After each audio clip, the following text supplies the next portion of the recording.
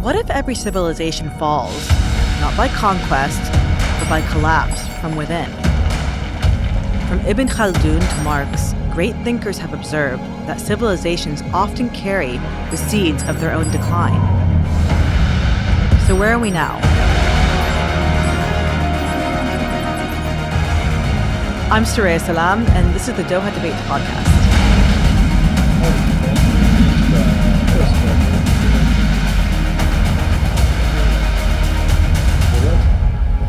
The supposition has been that we will always be able to innovate our way out of problems as long as there are market incentives to do so.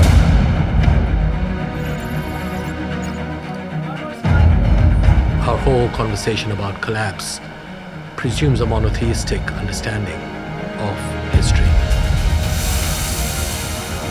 Maybe one of the benefits of loss of complexity is reconnection to truth with a capital T. Diversity is an asset, right? It is not a burden. It's not going to collapse societies. It's going to make us resilient. Our debate today, are civilizations destined to fail?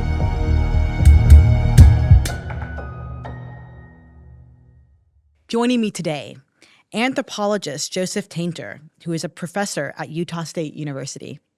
Faisal Devji, historian and professor at the University of Oxford. Jonathan Brown, professor of Islamic civilization at Georgetown University, and digital anthropologist Payal Aurora, who is a professor at Utrecht University. Thank you all for being here. You bring really different perspectives, so I'm looking forward to a passionate discussion. But first, I just want to get the lay of the land a bit. Yes or no, are we on the verge of collapse? Faisal? I wouldn't use the word collapse. Perhaps a tipping point in some respects, like climate change, and a kind of dissolution in some other respects, like the international order, which is disappearing before our very eyes. But I wouldn't, Joseph will know much more about this than I, but I wouldn't subscribe to any notions of a rapid and absolute collapse where things just fall apart. Because that's a way of thinking that, goes back in political thought, European political thought, to someone like Thomas Hobbes, where you have the social contract and you have the setting up of society, and that must be kept together because the dangers of a total collapse are all too evident. But I'm not sure he was right in his anthropology. And so I don't think we should take that as the kind of precedent for what faces us. Mm-hmm. So a turning point rather than full on the verge. Joseph, you were sounding the alarm bells 36 years ago with your book, The Collapse of Complex Societies. So right now, all this time later, where are we at? How would you describe this moment? I define a collapse as the rapid simplification of a society. The political system simplifies, the economy simplifies, political territorial units break up into smaller units. And we know that this from history, that there are any number of examples of this happening. I focus in my work on the evolution of what I call complexity in societies, addressing the broader question of why did human societies ever grow more complex? Complexity in any living system, by which I mean not just humans, but any kind of animals, always has a metabolic cost. For us, the cost in the past was paid largely in human labor, subsidized by the environment. And for societies to increase in complexity in the past, from simple hunter-gatherers to great empires, it meant that people had to work harder. So you ask the question, why would people undertake to do this? And so that has been the basis of my work, focusing on the evolution of complexity. And when does complexity fail? When do societies break apart? Mm-hmm. I would say that any complex society could collapse. I don't predict that any is specifically going to at any time in the near future, but there are vulnerabilities. Energy is a major problem that we have to address right now, energy along with climate change. And there are other elements of increasing complexity that we have to watch out for and adjust to. Mm-hmm, mm-hmm. Jonathan? First of all, I'm very glad he's on the panel. I was it's much more sophisticated than my answer. I mean, I don't know. I think it depends how you define collapse. And kind of Last of Us, Mad Max collapse? No, I don't think we're on the verge of that. But I think a lot of what we think of as being civilization is actually sort of like kind of post-Cold War, global Western, kind of liberal democratic order. I think that seems to be either at a tipping point or definitely a point of crisis, if not collapse. And we'll get more into that, absolutely. But really quickly, Payal, are we on the verge? Absolutely not. And in fact, I would say, we need to purge the word collapse from our imaginary, because it's basically not a very useful way in which we can construct our approaches. Because if you do that, then you have to subscribe to the rise and fall of civilizations, which means you're really going into the whole Western-centric, loophole of linearity and of, binaries. And in fact, I would even push for an argument that we are in a renaissance in the making, because it is fueled by the youth momentum, technological innovations, which are creating enormous amounts of hope on the ground at a granular level, despite the larger geopolitics that are driving a lot of pessimism bias, particularly in the West. Technological innovation, but you argue that there is a cost to that, isn't there? Since I worked on collapse in the 1980s through the 1990s, what I was learning doing this study was not just about ancient societies, I realized. It was pertinent to us and to our future. And so beginning in the 1990s, I began orienting my work more toward what's called sustainability. And in thinking about the elements of sustainability and what various students of sustainability focus on, I have decided that there are two elements that underpin the sustainability of any society, and they are energy and innovation.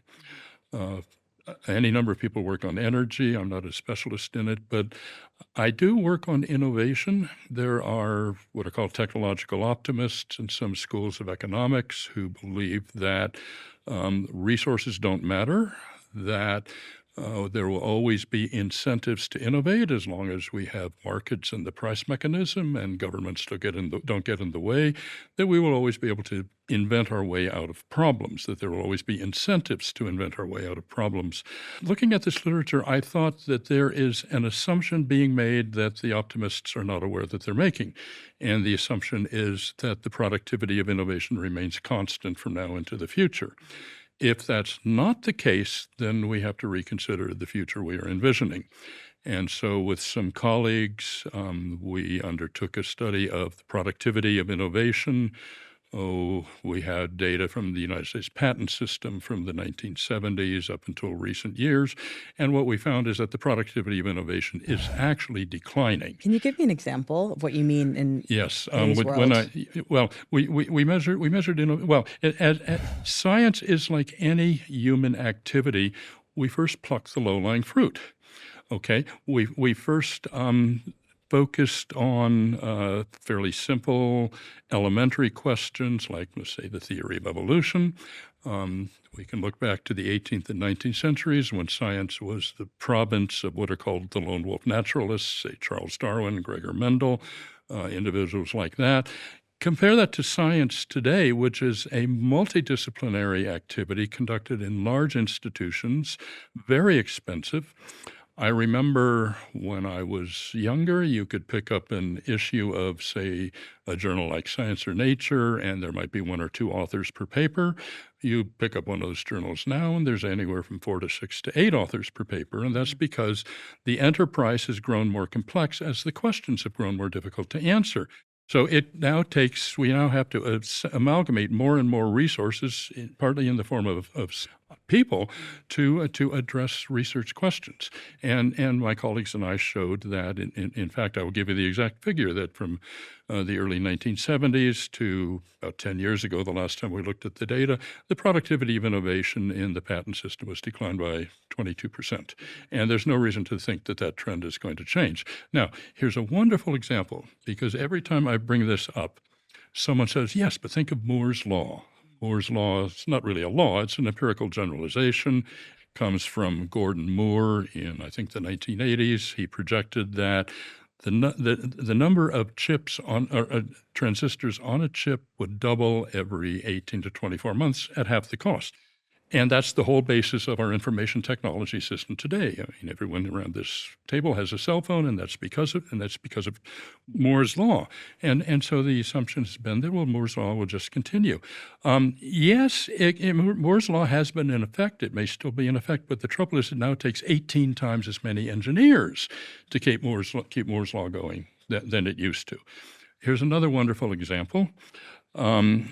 In the 1980s, a cellular phone would use about 30 elements from the periodic table. It now takes 70 to 80 elements of the periodic table for the phones that we all have in our pocket. So essentially, you're arguing the law of diminishing returns backfiring eventually against us as a civilization. Innovation grows more complex. Yeah. It does reach diminishing returns, and what I project will happen is that innovation is not going away, but over the course of this century, there's certain lines of research that are going to be dropped. I think But how will that affect our lives, you think? Well, the supposition has been that we will always be able to innovate our way out of problems as long as there are market incentives to do so. I question the assumption. Okay. All right. Faisal, what are the biggest threats we face today? As we all know, technology is a double-edged thing because in it resides hopes for successfully alleviating problems and overcoming them altogether. But this very instrument of overcoming is also the site of sort of massive fantasies of collapse and fear. So technology as a form of social control, of mind control, of individual control. And I think it's the ambiguity of perceptions around any particular, in this case technology, but any particular instrument of increasing or decreasing, let's say, civilization that we have to attend to.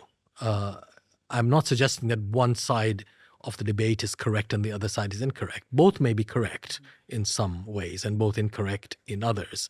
But it's the ambiguity itself that I think is incredibly important, but in a productive way. So you wouldn't want a purely utopian understanding of, say, technology.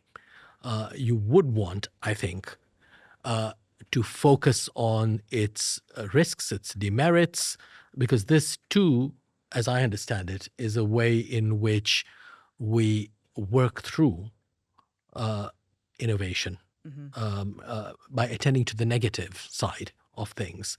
And often that side falls out of the popular picture, whether it is of technology or of anything else. So that there are opportunities built in to all manner of things. I use technology as an example because we've been talking about it, but it could be anything. Yeah. It could be new political philosophies. It could be new religious movements. It could be new cultural forms. Technology has become, from the 20th century, if not earlier, one of the preeminent forms that occupy people around the world. But it is by no means the only one. And what makes it common is the ambiguity with which it is invested, like political thought and like social movements. And indeed, they're all connected in various ways.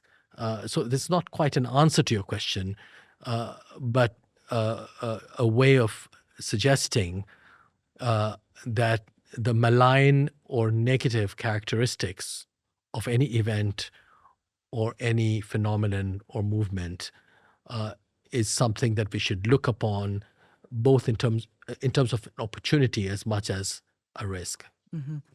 Faisal's correct, Jonathan, in saying that we have been focusing a bit on technology right now, but you're looking at it from a very different perspective. Can you kind of expand on what you're talking about when you're talking about, the beginning of the end for kind of the, liberalism around the world? Okay, so I will answer that question, Yes. but I have a question Okay. to answer the question Yes. before. So as actually to try and see if it's possible to reconcile your two positions. So when you're talking about energy, in a system, so complexity requires energy and innovation. So energy at a system-wide level basically means human labor, and which is like calories.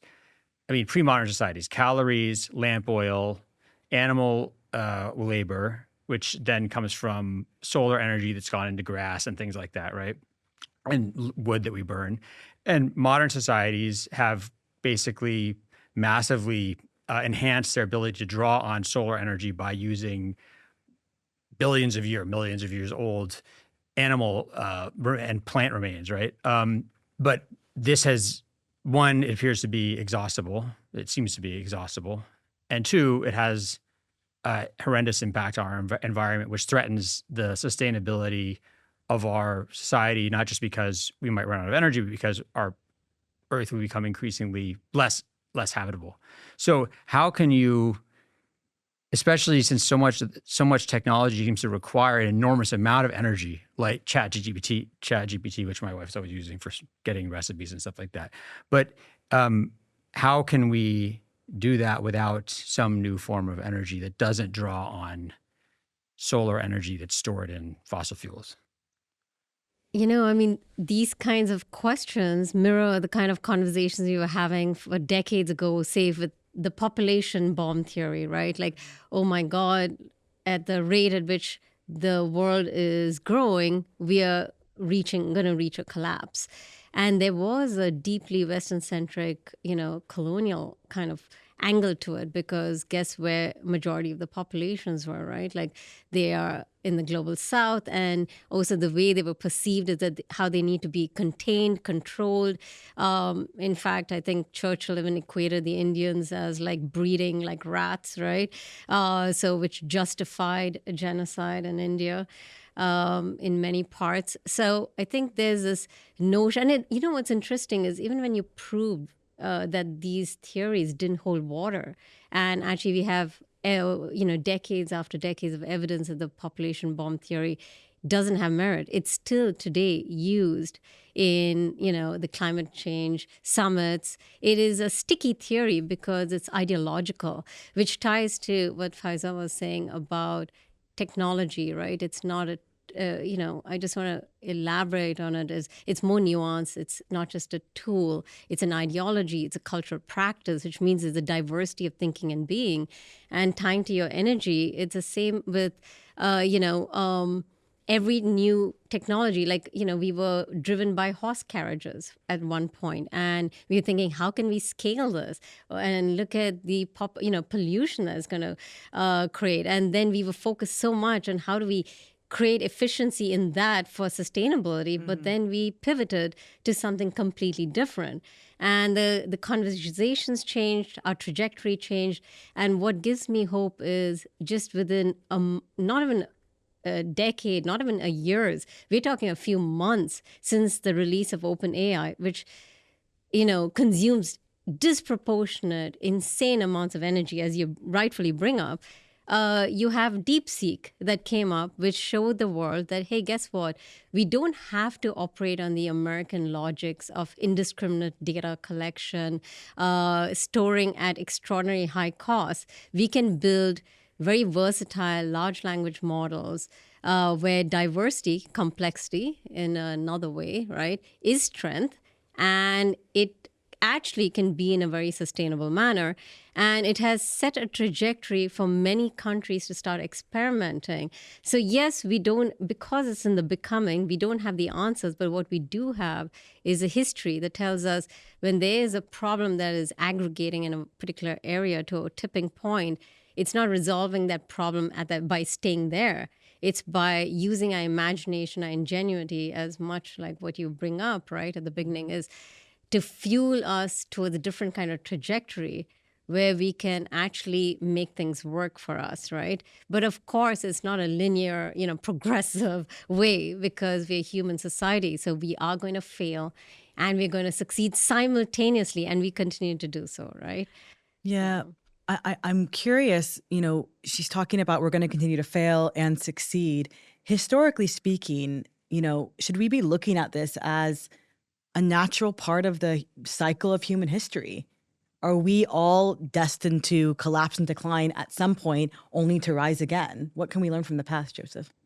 I don't use terms like rise. I like to keep the terminology that I use as neutral as possible. If you're asking, after a collapse, would complex societies emerge again? Yes, there's every likelihood that would be the case. I'm not going to predict any specific direction or outcome or nature of such societies. And I don't predict that the way we live today is doomed or that today's complex societies will collapse. I do see vulnerabilities, including energy, including possibly economic and political frustration if we were to reach, let's say, some kind of economic plateau, which some people are arguing we have in fact reached and surpassed. That it's been pointed out, at least in the United States, that incomes have not grown since the 1970s, and this creates political discontent. And I mean, we see it in recent elections in my country. And discontent can bring about conflict and make societies increasingly vulnerable to rapid changes. Again, collapses are possible. I have to say that in recent years, I've become increasingly worried about globalization. The COVID showed us how global supply chains can be disrupted. And in a way that I considered it a shot across the bow, an early warning with fairly minor disruptions, but the globalization is so embedded now in how people in the industrialized countries at least live that if there were ever a widespread massive disruption in transoceanic trade, it could bring on a collapse. Mm-hmm. How do you define collapse? What measures are you using? I define it as a rapid simplification. Simplification of what exactly? I'd like to go back to the Roman Empire, where the political system simplified. I mean, say the position of emperor went away. There was no longer an emperor in what had been the Western Roman Empire. Instead, you had a series of smaller polities, kingdoms that emerged, ruled by a position that the Romans themselves would have regarded as lower in rank. The title king in Latin is rex. Yeah. These emerged throughout Western Europe. The economy simplified. You see less issuance of coinage. You see much less in the way of literature, and so forth and so on. Basically, people in any locality have less knowledge of what's going on in the rest of the world. It's a decline in knowledge, a decline in literature. It's an overall simplification of the cultural system. Okay, I understand. And Faisal, talk to me a bit about the shift in the global world order as you see it today. Are we seeing a shift of the Western-led order? Yes, I think certainly since the end of the Cold War. Mm-hmm. If you look at the international order as we have inherited it, as we also all know, was put into place after the Second World War in the context of the beginning of the Cold War. And what that meant was that the United Nations system and everything that went along with it, including the Bretton Woods institutions, were meant to bring together enemies. In this case, the United States and its allies, vassals, etc., satellites, and the Soviet Union and its allies, vassals, and satellites. And it allowed them to talk to each other despite disagreeing on many things, and indeed coming into conflict here and there, very often on the peripheries, on their peripheries. With the end of the Cold War, the enemy suddenly ceased to exist. We have had to look for new enemies, but also more important than finding new enemies is the fact that a world or an international order without an enemy turns out to be one in which conversations, negotiations, and compromises can be thrown out of the window.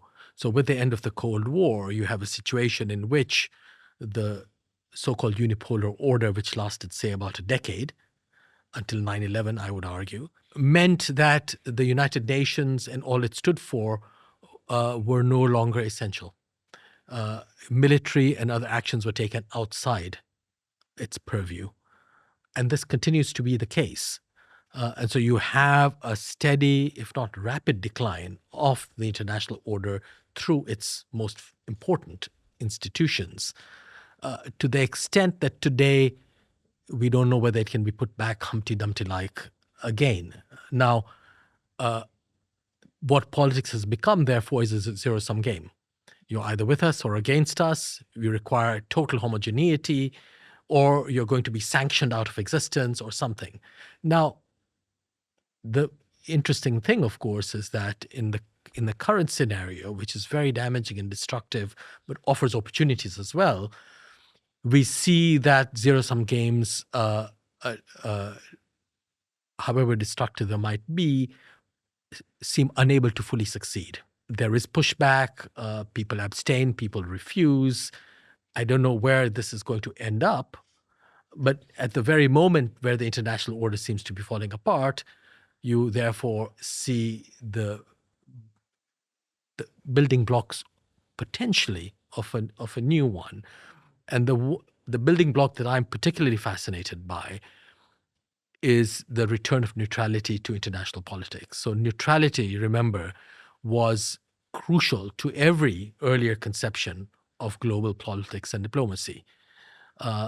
With the end of the Cold War, and certainly with the war on terror, it was out of the window.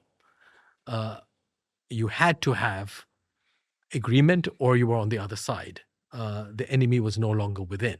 Now, whether it's the two big wars that occupy international attention, those in Ukraine and those that in Ukraine and that in Gaza, you have, interestingly, the return of neutrality, where different kinds of states, very often from the global south, refusing to go along. And what neutrality does is it allows for a limitation of conflict, so it doesn't become a global conflict, and it also allows for mediation.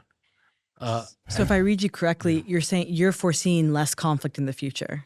Well, less conflict perhaps in the long run, but more conflict in the short run. But what I find fascinating is that if we look at this as a tipping point, it's time we are in today, you see the possibly impossible to arrest decline of the old international order being matched by the rise or reemergence of certain principles and categories that once upon a time used to be of the greatest importance. Like what? Like neutrality. It seems like an odd thing for me to focus on.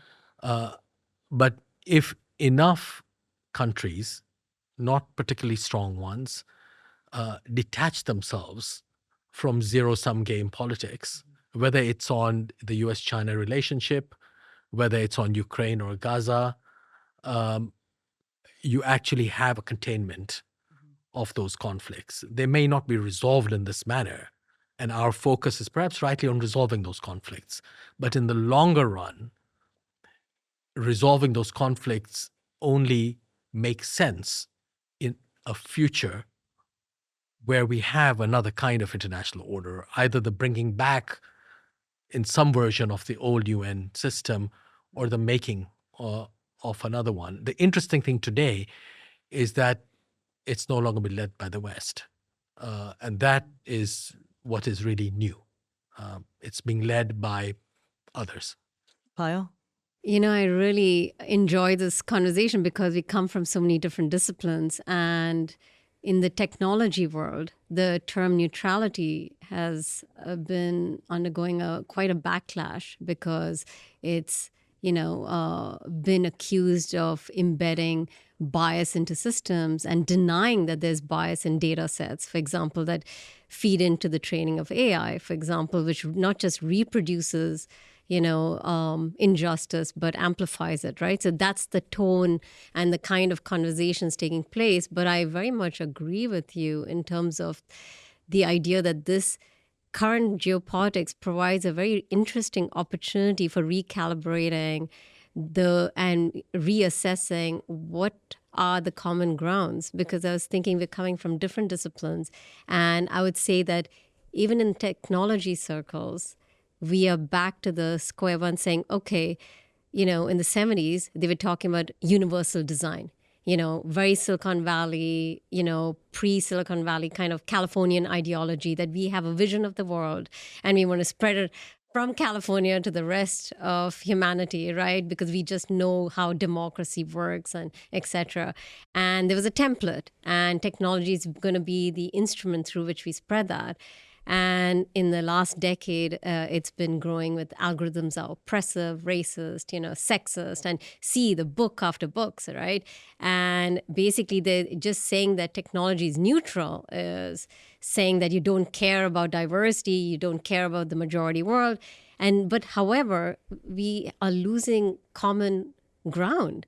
And so what are you going to build technologies for specific people? And, this is hyper fragmentation. So this idea is let's get back to a sort of reflexive neutrality. In the end is, what do we have in common? Like, don't we have values for sustainability? Yes, we all care about the fate of the planet is going to impact us all. Don't we care about diversity is an asset, right? It is not a burden. It's not going to collapse societies. It's going to make us resilient. We see this in data sets. So in a way, actually, there's this building up because particularly the extremity of the conversation that's happening right now, driven by the US politic, is pushing us together saying, hang on, let's actually defend diversity as an asset, defend our geopolitics, and even materialize some of these old school, it reminds me of like BRICS, right? Which was really a term that was created by Wall Street to get people to invest in the developing countries because that seemed very depressing. And now it's actually become a thing, which is actually bringing the many global South actors together to come up with new reforms for data regulation, data value, as well as the way in which we use energy. And so there's a sort of, let's think together because majority of the world can't afford to consume the way the US consumes. Otherwise, we will actually have a problem, right? Is technology always a force for good, Jonathan? Can I ask another question? I mean, Yeah. I guess you're already doing it. So, Go ahead. because first of all, I don't know. No, maybe yes, no. Okay, but my question is, and this is to whoever feels they can answer. So, a lot of the things that we think of as like kind of the end of history, post, sort of late 20th century, early 21st century, techno-utopia, liberal democracy. This was all created in the United States post-Cold War by government, defense spending, to research institutions, to think tanks that created things like the internet and all these utopian hippies who are actually getting this stuff funded by the Defense Department and things like that. This whole like military Keynesian system was driven by the Cold War, right? This looming enemy that all, quote unquote, all Americans agreed on, all Westerners agreed there was this enemy in the form of Soviet-like communism. And that's what a lot of people argue held American political system together. It's what allowed sort of Democrats and Republicans to be bipartisan, even when they disagreed about stuff. Politics stops at the ocean's edge and things like that. And that there are some scholars who argue today that it's the end of the Cold War, sort of you see the beginning of the fraying and then disassembling of the system. So my question is, does the loss of to use Darrell Lee's term, universal enemy, is the loss of the enemy, the agreed upon enemy, does the enemy allow you to build complexity? And does its loss mean inevitable simplification or like fragmentation within the community? This is for anybody who has an answer. I mean, your example of World War II and after World War II shows how the defeat of enemies ultimately led to expansion of international institutions and to a larger role for the United States in the rest of the world. I mean, this is certainly an increase in complexity. It's one that I think most of us around this table would regard as primarily beneficial to at least the industrialized countries, the wealthier countries, and we like to think for the entire world that the United States undertook to establish the United Nations, to establish safe shipping, elimination of piracy in places where it was still happening, and I mean these were we all think were good things, were worthwhile things. but they were costly. They're not free. None of this is free. We have to pay for all of these things. And we see today in politics in the United States how there is some reaction against those costs, or at least a feeling among some politicians that perhaps other parts of the world are freeloading on the United States, letting us undertake the burden and the cost and so forth. I don't agree with that myself, but that is a feeling that some Americans have, or at least some American politicians have. So what we see in American politics today is in some ways a reaction to the expansion of the United States throughout the world after the end of World War II. So thank you for bringing that up. I'm very curious why you say there's an elimination of piracy. I mean, majority of the world, we are piracy cultures. In fact, if you look at today's innovations, they don't use the litmus test of patenting as a sign of innovation, increase or decrease. It's a very meaningless rubric, which is driven by, economists, innovation scholars of a certain bent. Because when you look at the majority world, right, patenting is really about keeping American interests, as top priority. And decades of millions of dollars have gone into trying to dissuade populations, and it hasn't worked because the economic logics in the majority of the world, are basically that, say, if it's a movie, right, you are basically spending a month's salary to purchase a movie or a subscription. But, I feel like what we could be inspired about is that the fact that you have these new business models, you can see in the Middle East too, like Angami, which has actually moved away from the patenting because it looks at it as a norm, right? It starts from the logic that this is norm because the economic logics are so disproportionate and, skewed towards Western interests, because patenting is about, keeping and consolidating Western interests, but it thinks in terms of value addedness. And Angami, which is a music platform, is going to overtake, if it hasn't already, Spotify. And you see many such innovations happening in the Middle East, South Asia, elsewhere, which basically flips the pyramid and says, actually, majority of economies are informal in nature, which need to be informalized. When we talk about the gig economy or all these, which could potentially create, collapse, it's actually, that's been the norm in majority of the world. The Western scholars are waking up like a decade and a half ago saying, oh my God, we are facing this gig economy crisis. And this crisis has been in the makings, and there's so many interesting institutional innovations taking place, which really pushes and pivots our focus from the actual phenomena of collapse to the safety nets, because things are going to rise and fall and disappear and rejuvenate and transform. What is the core angst that people are facing is that we don't have sufficient safety nets while we experiment with new tools. And this is fundamental, which is fair, ethical, and are redistributed. These are the conversations, not whether these are. So, I'm curious, I want to ask you, is like, why do you still feel patenting is a meaningful rubric to, also trace innovation or measure innovation or value innovation in that sense? Because isn't that still subscribing to an old school logic? Which doesn't reflect the majority world. Thank you for your questions. I will make a couple of comments. The first is, all I meant by piracy was on the high seas in the traditional sense. Okay. Because those people innovating in Bangalore still need to be able to get chips and hard drives and stuff from China by sea. True. But I thought you meant piracy because it was also about, I was tying it to patenting. I know what you meant, and I wouldn't quarrel with you about that. As far as, I'm sorry, the second part of your question was? No, about like you were talking about patenting. It's a measure of complexity, which is a measure of cost.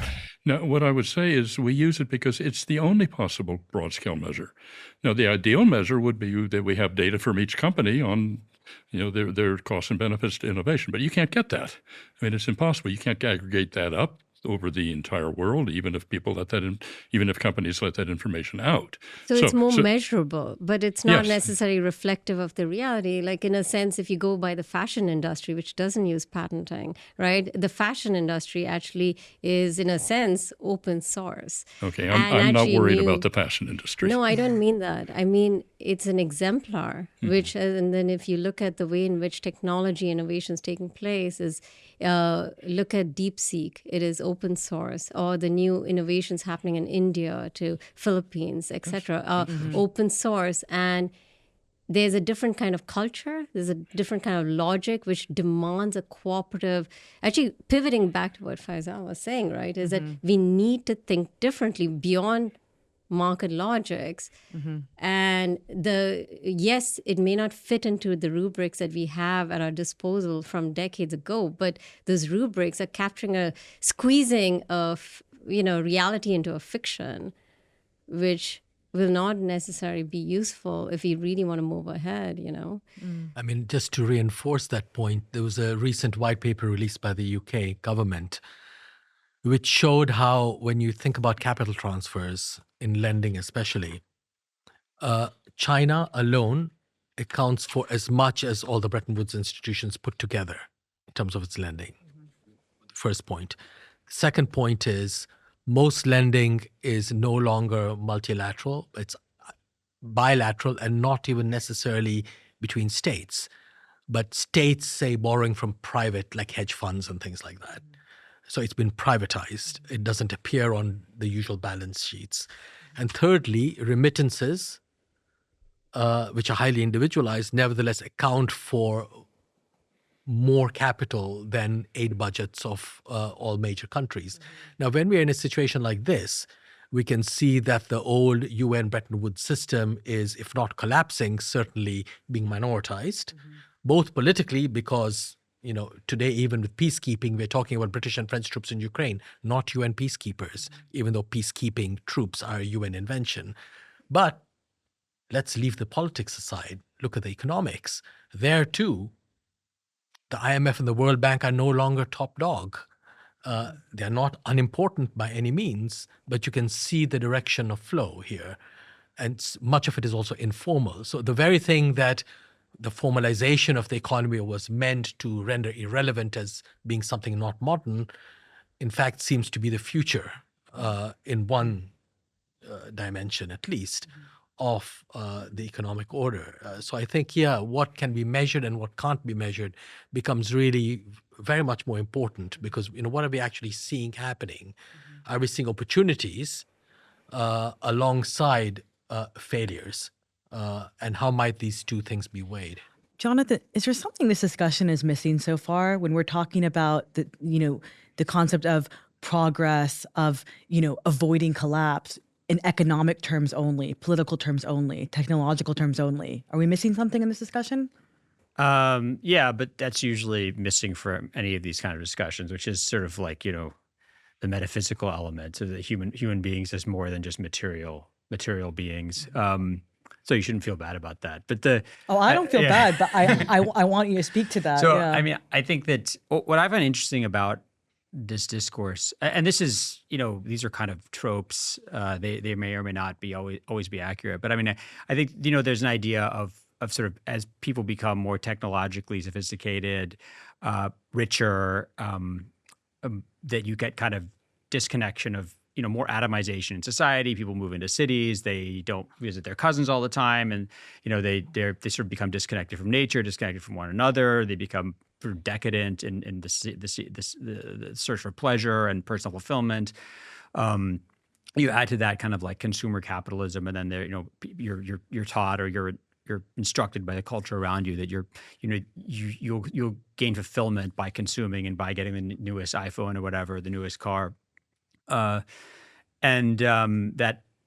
all of this is sort of, leads to human alienation, not just from one another, not just from nature, but also from like the fact that we have a soul, that a lot of, humans, most human beings throughout history suppose that there was some existence beyond this earth, this material realm, and that humans had some kind of duty to connect themselves to that. And that would actually give them fulfillment.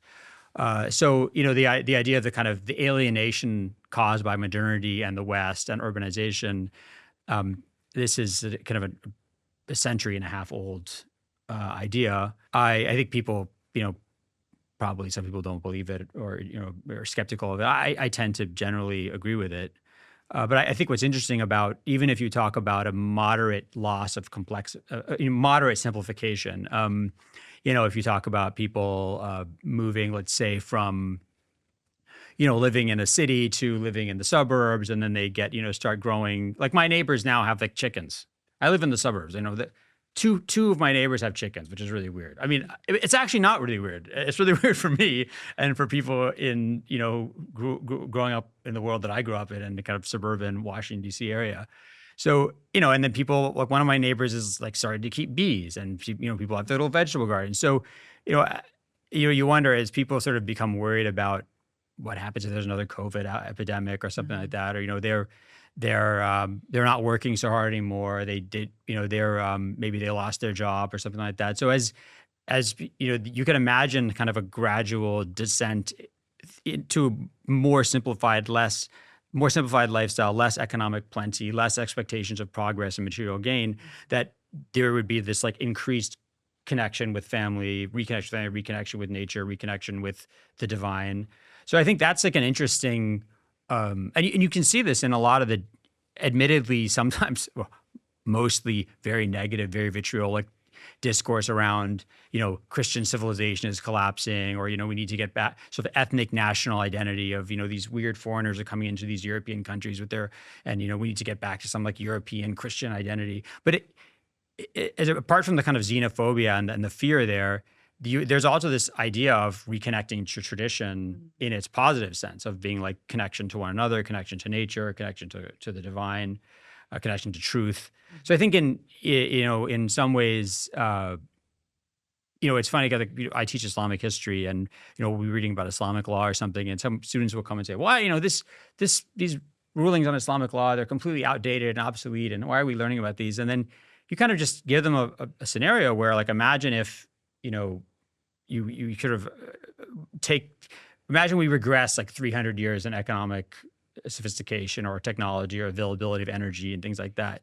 And then suddenly these things become really useful again, right? So there's this idea of maybe one of the benefits of loss of complexity is reconnection to like truth with a capital T. But I don't know, some people think this is hooey, so I don't know. I mean, I'd like to know what the table thinks. I mean, shared values, shared concepts of truth, connection to the transcendent, does that matter for the preservation of a civilization? To be connected to something greater than yourself?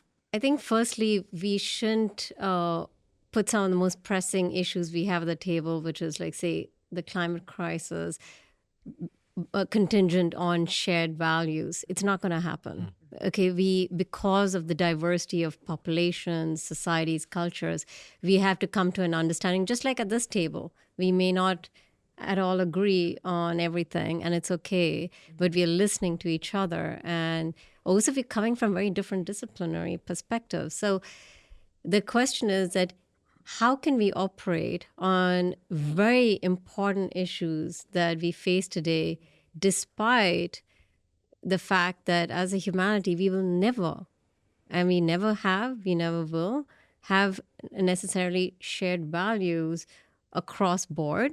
And that is okay as long as we have certain kinds of principles that are governing, where we prioritize, say, the fate of our planet or the value of, of our relationships. And I was just thinking about what Jonathan's saying. It's like, indeed, there's this it starts with certain kind of mindset that the past is primitive. There's a sort of equation that is, when you talk about future seeking, it's always, moving away from the past. And what's interesting to me is in the world of technology now, there's a conversation of looking at, say, indigenous values and indigenous systems and the way they approach sharing of value. Because right now, AI is creating a lot of anxieties about, who are we as a humanity? Because if AI can create, then what makes us special as human? And who owns it? Is it AI or me? Is it, who should do the job? Am I being replaced? So you're positioned against versus thinking in terms of shared value in a different sense, or how do you redistribute value between technology companies and the extraordinary power they right now hold, and so I find that very fascinating how the past is seeping in a good way, right?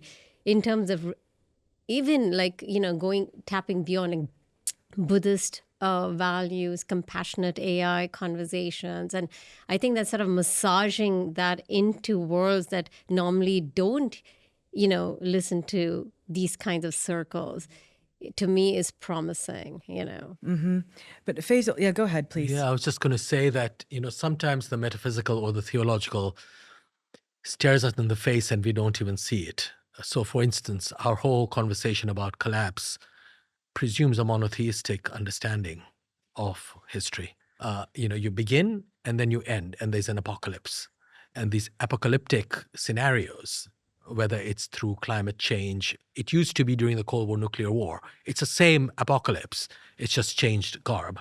And what's interesting about both those visions of apocalypse is that they bring the theological element back to modern life for the first time in a couple of centuries. That is to say, before the nuclear bomb, you couldn't really think about the end of the world apart from in a purely theological sense. With the atom bomb and now with climate change, suddenly it's become possible to take a traditionally theological vision of apocalypse and make it scientific and make it part of. But if you are from a tradition like Hinduism, it's not linear, it's cyclical. You have cycles, and there's a dissolution, pralaya, after each cycle, and then it rebuilds, and there's birth and rebirth. So it's not a linear idea. So here you have at least two schematically drawn metaphysical understandings of temporality or of history. One which is apocalyptic, the other which has dissolution, but it's not linear, it's cyclical. But do you find an issue with the apocalyptic narrative from a scientific perspective being stripped of that kind of sacred wisdom, that meaning? Do you find an issue with that? I think that the sacredness exists, but it exists in the fear and the rapture. This word rapture, which is also very popular among certain American evangelicals, where you're raptured away or raptured up, and the world ends and you have rapture, So even in these apparently modern forms of apocalyptic thinking, you have the presence of the metaphysical, let us even say the sacred, or a way of experiencing the sacred through destruction. And it's a worrying way of experiencing the sacred, but destruction has always been part of the understanding of the sacred. But what about, Joseph, I'm wondering if you have an opinion on this, because what about the role of traditional institutions, say religious institutions, in social cohesion? Do you think that the modern world today is too individualistic and we've lost something in terms of the collective perspective? I can't give a simple answer to that because different societies have different traditions of individuality versus collectivism. I think sometimes of trips that I have had to parts of East Asia, to China and Japan, where the people I have met there, I describe as the most thoroughly socialized people I've met anywhere. Say, compared to Americans who are highly individualized, people I have met in the Far East, they are very much representative of a totality, a society, and very much more enmeshed in it, in their thinking, in their ideology, and how they express themselves than, say, people in Western societies are. So it's not a broad question I think you can ask about the human race as a whole. There are different traditions in different societies. Mm-hmm. But you mentioned the Roman Empire earlier, and didn't the Roman Empire at that time, they had shared values, they had shared reverence for the divine, they had administration, it was all going on at the same time. So have we lost that? Do societies need that? I don't know whether you would characterize the Roman Empire that way. You have to remember that in a subsistence economy before fossil fuels, 90% of the population were farmers, and they were not involved day to day in any aspect of the government except when it came time to pay their taxes. They did share religious values, although not completely, because when, say, the Greco-Roman pantheon was spread, let's say, up into northwestern Europe, it was placed there alongside local gods who had been around for a while and who continued for a while, and who, in some ways, may still be with us, in different forms. So I don't know if the Roman Empire is really the right comparison for that. Mm-hmm. But Jonathan, a shared sense of meaning, purpose. What is your take on this? Because at the beginning of the conversation, you were saying that you felt that there is a crisis in terms of, liberal democracy and the promise and kind of versus the reality. Can you speak more about that? I think that what Faisal said about the kind of religious or monotheistic kind of religious scheme, kind of template for rise and fall, and there's like an apocalypse ending. I think that's certainly one view, and I think certain people have that view, and had that view during the Cold War. But I think in Western tradition, you also have the kind of decline and fall of Rome template, right? Where it's like a periodic template, right? Where you have decline, recovery, rebirth, decline. So there's sort of like different Romes, and there's the new Rome and then the new Rome and things like that. So, and how that happens has been discussed by, sociologists like Ibn Khaldun or Edward Gibbon and endless people since then, right? Which is the idea of, asabiya, which Ibn Khaldun talks about, or like group solidarity. There's a group of people have a kind of commitment to some shared identity or belief or project, something that ties them together and motivates them, that enables them to like create, defeat other people, gain resources, create structures, and that basically then you get the old joke about the first generation immigrant is like the businessman, then second generation is like the really successful businessman, third generation is like the artist who sits at home and watches Netflix or something like that. So you get this like decline into decadence and a dissipation of that group solidarity. So the question is like, what gives you that group solidarity? And then there's some people would say religion. So Islam, Ibn Khaldun talked about Islam being like sort of ultimate group solidarity. People would talk about like American kind of patriotism after World War II, or kind of this notion of liberal democracy or freedom or fighting against the godless communists or things like that. So I think that when you talk about collapse, I think some people could argue that there's like a dissipation of whatever the crucial asabiya was in that dispensation of complex society.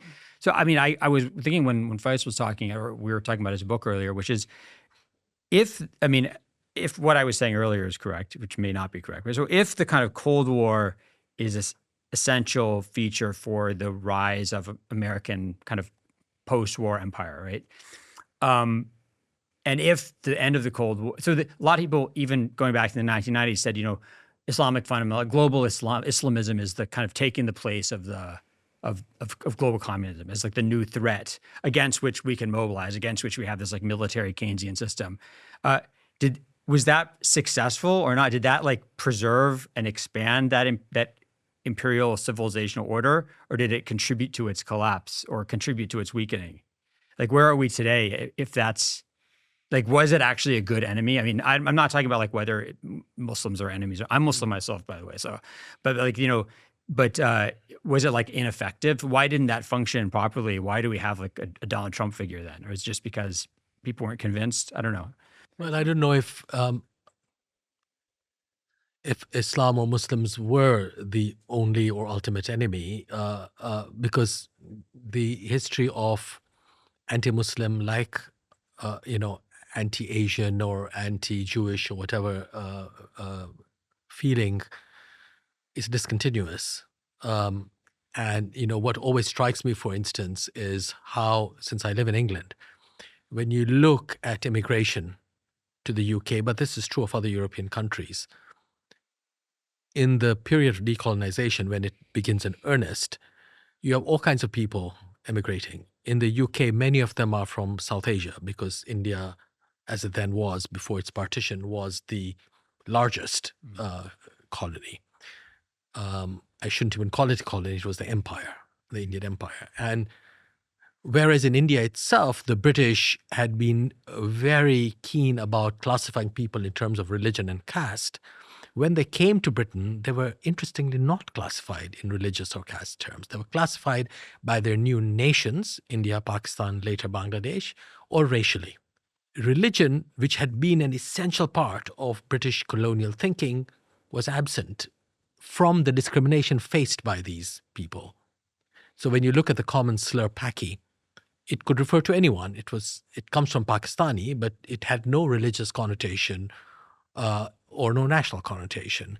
Only from the 1980s does religion become important in thinking about discrimination. Now, that doesn't mean that people didn't have negative understandings of Hinduism or Sikhism or Islam or whatever it is, but they were not actioned. They were not, if you will, actionable. They were not part of racist debate and discourse.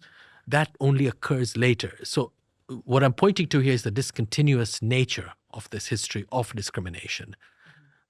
Even though in the case of the British Empire, as I said, these classifications, religious ones, were absolutely essential in India itself. What happens in the 1980s? Well, you have the Iranian Revolution, the Islamic Revolution in Iran, and the hostage crisis. You have, towards the end of the decade, the end of the Cold War, precisely. And you have immigrants starting to identify them in religious terms within that context, more so than in other terms. So suddenly religion becomes important in a way that it wasn't, even though these people might have been practicing religious people. I'm not making the claim that they weren't and then they became religious. But religion becomes a different kind of marker. So if we take that more granular history of immigration and discrimination, I think we see that Islam as a big category can appear to be the major intervention in the post-Cold War world, certainly with 9/11. And yet it may not, in fact, be the case. It may be more illusory. So, for instance, the militancy that showed its face in 9/11 came and went in 10 years. And I don't think it went because of military action alone. It didn't have staying power. So it wasn't an effective enough counterpart to sustain like the sort of group solidarity that this Western order needed. Yeah, I wonder, because today you see many different kinds. Islam is still there, and Muslims are still there as reasons for, I don't know, cutting down immigration or whatever, but they're not the only ones.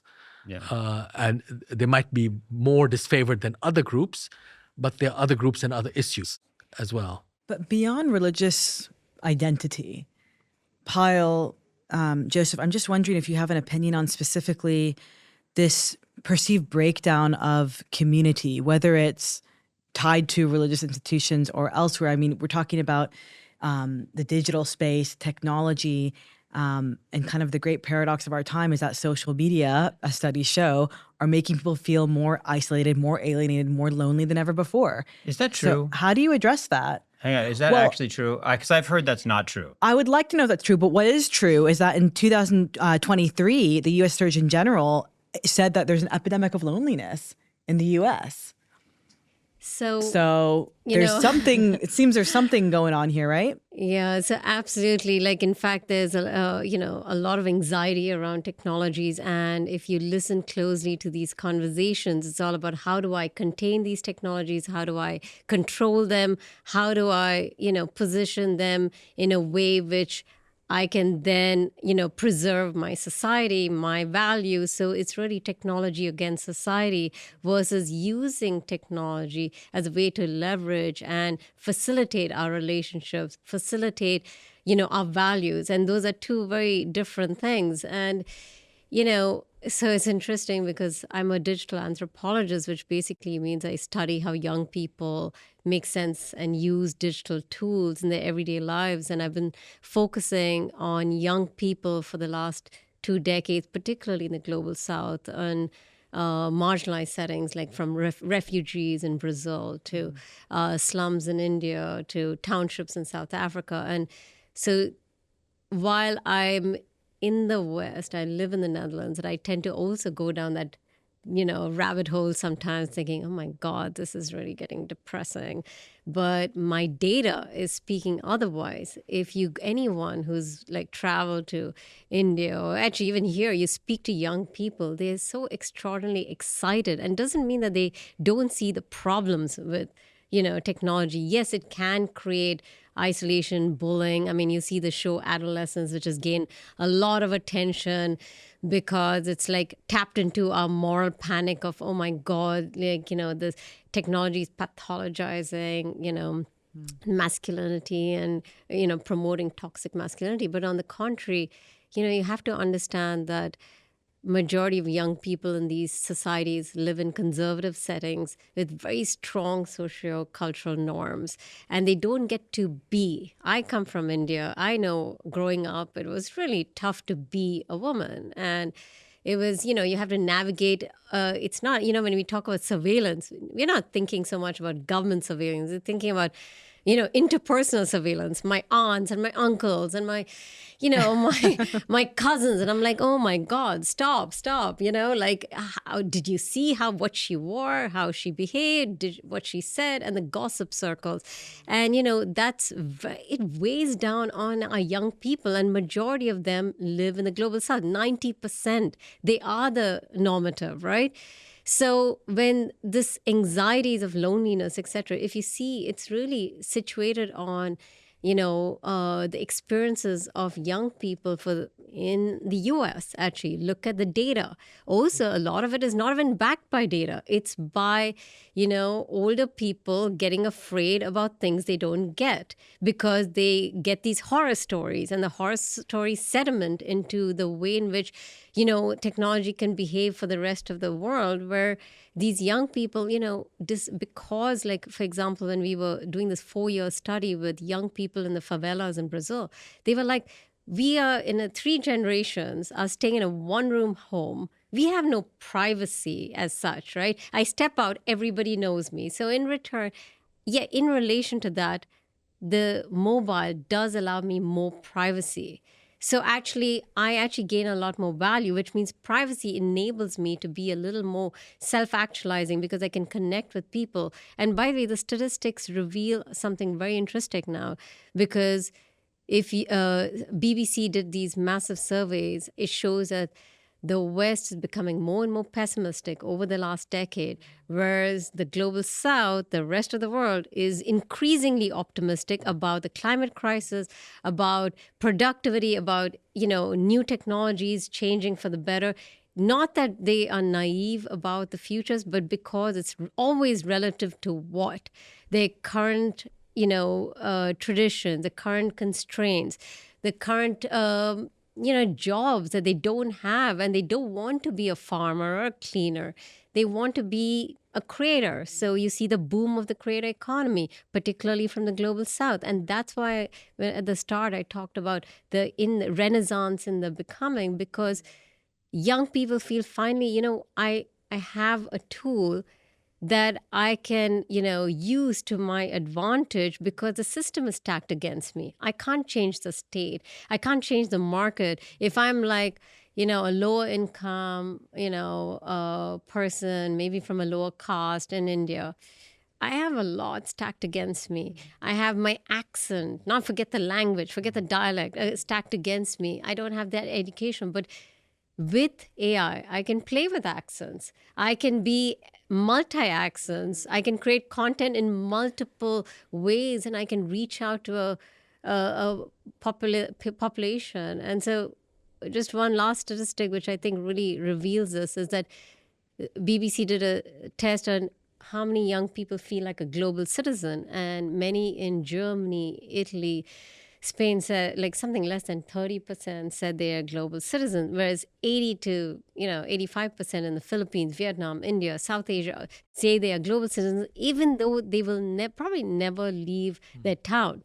So it is an aspiration, is that connectivity. And yes, there is loneliness, but it's actually facilitating, relationships, because we are not being punished for being born into our situations, our contexts, our conditions that may not align with my aspirations and my desires of self-actualization. Right? Joseph. Sorry. Yeah. No, please go ahead. And I'll get Joseph in. Yeah. Short statistic to add on to Payal's, which I just saw on the other day on the BBC website, which is that in 2019 in India, 19% of viewership of, say, feature films and all was Hollywood. So expectedly low, because India is the world's biggest producer of films. Last year, that has gone to 8%. So that is to say, the increase in technological usage and viewership and all that leads to more and more diversity rather than homogenization. Now, of course, this also might have to do with the fact that feature films, if that's what we're looking at, is really a technology and a cultural feature of the 20th century, which seems to be falling apart both in Bollywood and in Hollywood. But I just thought within a few years, between 2019 and today, that's an extraordinary shift. Just to add to Payal's point that, U.S. happenings in the U.S. do not necessarily reflect elsewhere in the world. I'm curious, Joseph, your take on, Payal mentioned this idea of the global citizen feeling like you're part of, a global community. So do multiple civilizations exist anymore, or are we just one interconnected, globalized world? Let me give you an example from my own experience that brings us down to earth. Yeah, please. And that's more calls to do interviews. Journalists were picking up on something people were worried about something other than just not catching it. They saw in it a threat to their way of life. And so, as I say, some very astute journalists picked up on this, and say they're calling me, asking me these kinds of questions. Are we about to collapse? And so, I answered as best I could. And then, of course, COVID faded away and people didn't worry about it so much. And then I have noticed over the last 6 months that it's happening again, and I don't know why. The fact that I'm here doing this is just one example. There's been another upsurge in journalists calling me. They're picking up on something. I asked them, what is it that's worrying you? There was a woman who edits for the Bulletin of the Bulletin of the Atomic Scientists, which is a journal of physicists that was established in the United States when the atomic bomb was developed. And she was doing a series on tipping points, and I asked her about this. So she wanted to talk to me about tipping points. So I asked her about this. I said, what is happening that is bothering people? And she gave me an answer, but I just thought it was vague. I really wasn't happy about it, and I don't have an answer myself. But it's happening. Something's happening. This restlessness. Donald Trump. I mean, isn't that, that could that's be. what I would say. Can we blame everything on Trump, though? I mean, a lot. People, I think we blame a lot. in I China, think, maybe Donald Trump is instrumentalized, but a lot of if you speak to people, say in different parts of the world, like whether it's in Sri Lanka or Bangladesh, they may be more preoccupied about their regional politics, like about India is their threat potentially, or it's a co-mediator. So it tends to happen more at an intra-regional level. And I think Trump is instrumentalized in these conversations, but it's not really Instrumentalized, like, for what purpose? As a way, in some ways, we've been talking about it already, right? Like you need some sort of catalyst to get us going as a conversation. Hey, look, there's this geopolitics. So either we can come together or we can, negotiate, put aside our differences. So there's this, strategic politicking of building, community building, strategy building, institutions, which typically we wouldn't see, but that has already been bubbling for decades. And there's been these tensions, and we always need a sort of excuse to reopen that conversation, give it a additional push so we can facilitate things forward. But I wouldn't give the credit fully to, it's everything comes back to Everything's the to US. one- Everything yeah. is about the US. It's, in fact, sometimes exhausting, like you could be speaking about everything, like from the music industry, or like, for example, what's happening in the cultural sphere, right? Like what Faisal was saying. Like I didn't realize that in India, the second most popular is K-pop. And I was like, so interesting because it shows because of the, digital tools, there's an opening up of, an outward lookingness, even as maybe politics become more inward. So there's a grand, which we've been talking, and then there's a granular. And they are not necessarily in line with each other. And so when we talk about collapse, what are we talking about? Are we talking about the collapse of an ideology that we hold dear? Because the everyday culture is reproduced through our music, the way in which we love and the way in which we celebrate and we ritualize. And those are independent of the market oftentimes. In fact, maybe even strengthened if there's a market collapse. So I think these are, fascinating multi-realities we live in, I wonder, I mean, she said, what are we talking about when we talk about collapse? What are we talking about when on the flip side, what's progress? How do we define progress? I'd love to hear from you guys on that. Well, progress is, question. I mean, it's also one of those, just like civilization itself, which is a term that only emerged in the second half of the 18th century in the way we use it today. Yeah. In the earlier part of the 18th century, it was an adverbial construction. Civilization was something that happened. And more specifically, it was the transformation of criminal to civil, something from criminal law to civil law to make civilian, right? So it had nothing to do with civilization in the way that we think about it. And then later on, and certainly in the 19th century, it becomes a kind of actor in its own right. It becomes a subject. Progress, too, is one of these terms that, perhaps later in the 18th century, certainly by the 19th century, people start talking about progress. Often in a linear way. That doesn't mean that there are no collapses, because, of course, that's built into the idea of linear progression. And it becomes value, it has a value added to it, which is progress is good. Today, of course, in certain parts of the world, you can use progress as an insult. So to be a progressive is a really bad thing. And that itself is a fascinating phenomenon, along with liberal and all associated terms, because progress is often related with liberalism.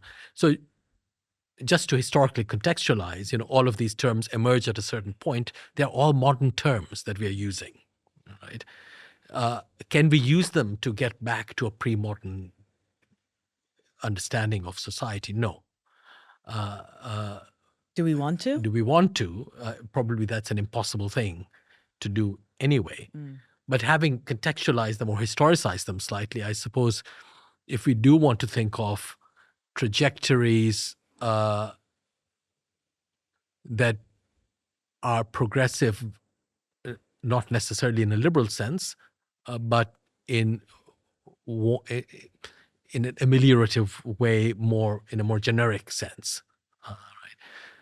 So taking progress not as an ideology, but as a way of marking a trajectory. I don't know if there's a single one, right? As again, Payal was saying, you could have a trajectory that looks very good at one level, and it's counterbalanced by another that goes along with it that seems not so good. But that is, I suspect, how history works anyway. So I don't think there are any single narratives that we can rely upon. But narratives are hugely important because we understand our world only through narratives. Now, the problem is, since modern times, we've understood the world historically. So when we think about politics today, for instance, we tend to think of it in historical terms.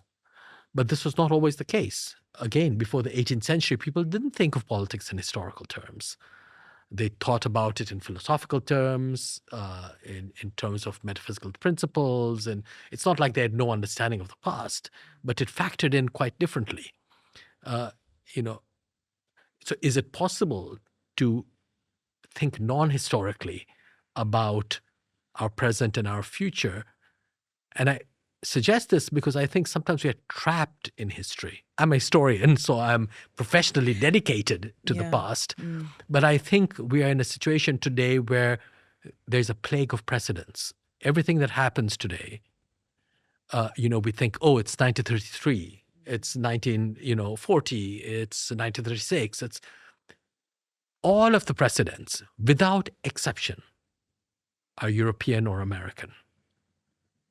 That alone tells you that they're delegitimized by definition, right? But to be fair, a lot of the stuff that's happening is happening in the U.S. and Europe. So, I mean, that's not a surprise. I mean, if you talk about like something in Ukraine or in the U.K. or the U.S. electoral politics, wouldn't be out of place to use a European Perhaps precedent. not, but even, say, if you think about the attack on Congress, on the Capitol, right, at the end of Mr. Trump's first term, the narrative we had then was it was white nationalism, it was this, it was that, all of which is no doubt true.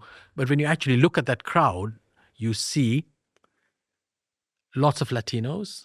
You have Indians with the Indian flag. South Vietnam flag. Yes, Yeah. you have Iranian royalists with their flag. There are all kinds of people in there. And they were hospitably welcomed by the alleged, white nationalist, Confederate supporting crowd. So all of those things may be true at the same time. But, I would submit that focusing only on those bits of the movement that hark back to American history, the Civil War and all the rest, really ignores the global reality, even of that attack. I think you touched on something interesting, which is, is there the sense within the global South that Western framings and Western narratives are being imposed upon very unique local issues? I think that when we all paused about progress, it wasn't that we can't define it. It's more that we know that it is weighed down by a legacy of definitions and meanings, which signals that there's an epitome of culture and civilization, which is Anglo-Saxon in nature. It's a very post-colonial rubric that shaped a lot of the World War II institutions and their policies, which in some ways had devastating impact on, entire economies and countries. So this notion that the focus is just moving away from the tradition, the uncivilized, the primitive, which aka is the ex-colonies, and how do you shepherd them to the civilized, which happens to be, their past rulers. And so it smells so much of that term. And I do agree that we need to reclaim that in a sense that, and ask ourselves, like, yes, we want to move forward, right? We want to, what other vocabulary should we have, or should we infuse it with a fresh meaning, because we do need to solve certain crises that we are facing in terms of, democracy, and the values around it, because regardless, all people across board, and I don't mean, again, in a grand level, I mean, in a granular level of being able to be who you want to be, as I said, like the self-actualization and the well-being, not just of the individual, I am because we are kind of ethos, right? And, there's about the planet. And so there's a lot of values, and we are so focused on this, default moving ahead as attributed to being positive, and staying still or being slow and, thinking through on it is looked upon as holding back. And I think people are questioning this. And I think this is a good sign across board. We see the slow movements, whether it's in food or in travel or in like your chicken neighbors, is, I don't think it was just a COVID thing. It's like this, like, let's determine our own pace. Why do we need to? I mean, you have what's happening in China, the young people's lying down movement, where they're like, we're not going to be this 9 to 9 kind of beings where we're part of this cog in the machine. So we're actually going to do nothing, and it's driving the parents crazy, and this is happening across board. But young people are, not ready to become another cogs in the machine. And I think that's very interesting because their inspiration is historical. It's like, what are we, like the rural ideal, like sometimes admittedly in a over romanticization and a fictional, the nostalgia of the past that doesn't actually even exist. But, that said, is that these are fuel that is moving forward. But I think I would put it back as when we talk about progress, like progress to what, right? And can we focus more on the to what than the journey of getting there? So, Joseph, there's this discussion around progress and whether that's even the right way to frame whatever it is we're trying to aspire to. What are your thoughts?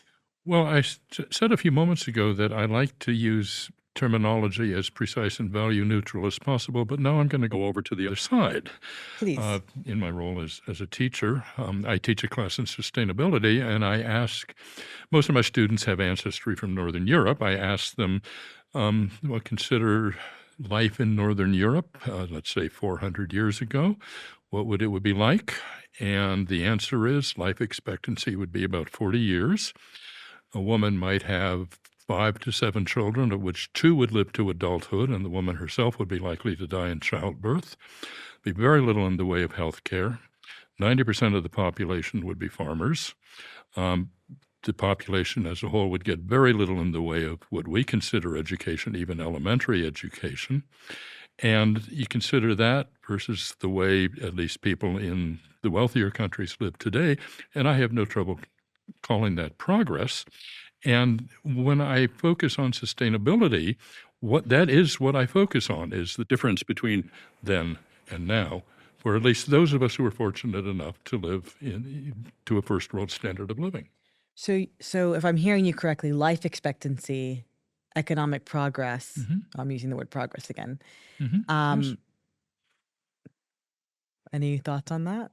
Is that the right way to measure success and progress, Jonathan? Yeah, I mean, I think it's on at like that large a scale. I think it is I think it's a pretty good metric. I think that my only concern would be is that change possible? So certainly, I mean, if you look at life expectancy, I think the big jump, even in places, let's say like the US and the UK, which are kind of the first countries to industrialize, it wouldn't be till the 1870s, and certainly 1870s or 1920s. So basically germ theory, and then you get public health and antibiotics, right? That's like the big, where you see the huge increase in life expectancy. And then if you look at countries that say like India, Yemen, that doesn't come until like the 1950s, right? So, and it's like precisely the provision of these services. So, now I don't want to fall for the population bomb problem, because let's just, I don't think the population is a problem provided there's a sufficient energy source. But I think my question would be, if for like the thinking of this as progress is, and this, I may be wrong in this, which is if you say, when you talk about first world lifestyle, the anxiety behind, it's sort of ironic that like despite the kind of Western post-war 20th century idea of development and bringing, everybody up to a first world standard of living, there was also the simultaneous unspoken understanding that if you do this, you would exhaust resources and pollute the environment to the point of habitability. And then, like, I think a lot of the sort of drama, political drama in the West today is this sort of desire to actually keep down these states, like some place like China, to prevent what some people would see as like the disaster of 1.5 billion people all living at this lifestyle, and like what that would mean is like a threat, like in terms of not just like global power, but like almost threat to like the absorption of resources. So I think that the challenge would be, if we think about this as progress, is does it work as a metric for progress if it's not universalizable to the whole human species? Oh, yes. And then I suppose Payal's answer would be yes, because we'll figure out a way to manage that. Yeah, I mean, look, we seem to put American consumerism at the heart of measuring what we value. And so when we talk about can this be, universalized, we're speaking about very important subjects like justice from a consumer lens, right? So sometimes I do struggle with the idea that progress still continues to be held in very market-based terms, and for good reason. I mean, it is not a category we should dismiss by no means. Like, yes, we need to recognize that we moved from point A to point B, but we still hold on to terms like first world, second world, third world, right? Like, just that alone is as if we've got this award system, and there are countries that have important ways of doing well-being, shall we say. Mm-hmm. And well-being may not be measurable in the way in which we hold dear through market means. But he's talking about things like life expectancy. I Yes. mean, that's as what about maybe quality as of neutral life? Yes, a- but the thing is, like, for example, Yeah. if you look at educational rubrics and they break it down in terms of like what's a good educational system,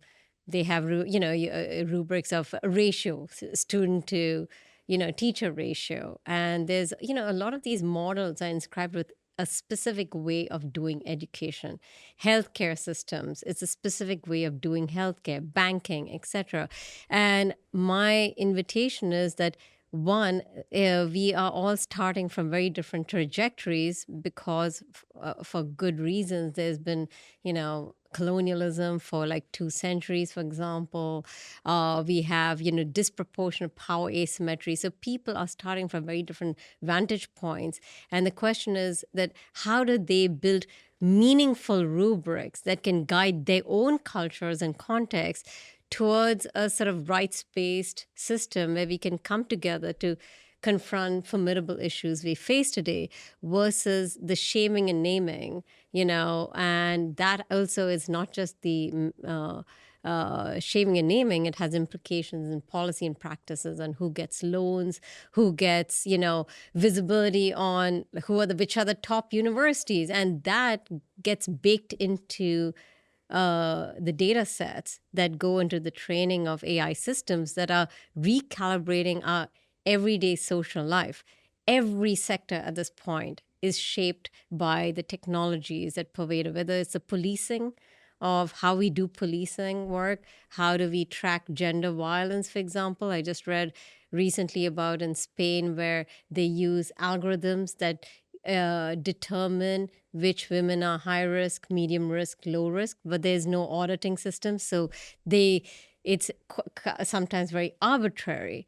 And so what I'm saying is that we need a sort of auditing system, for want of a better word, is that which creates like fair, transparent, logics of what kinds of rules we are holding us to account, because then we can determine saying, yes, you mean in this respect, because this is what you value is this ratio, but is that good education, for example, by having this ratio of 1:30, because then it makes it an impossibility, right? Like, or the measuring of a fridge. Does every household own this or a laptop or a mobile phone and etc., which signifies technological progress? So it's more about the consumption of it than the usage of it.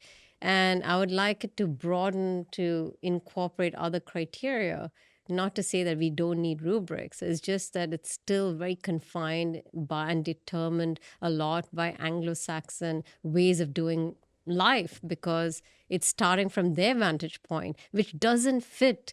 Because I've sat on the other side. I work with a lot of policy think tanks, and they squeeze their data to fit these rubrics, desperately so. And then they just imitate because it's something better than nothing. Let's take that money and let's replicate the success stories or progressive stories out there, which absolutely is meaningless. So this whole co-creation of policymaking also needs to happen if we want to really genuinely do progress in a true meaning, full sense, right? Can I challenge something? Yes.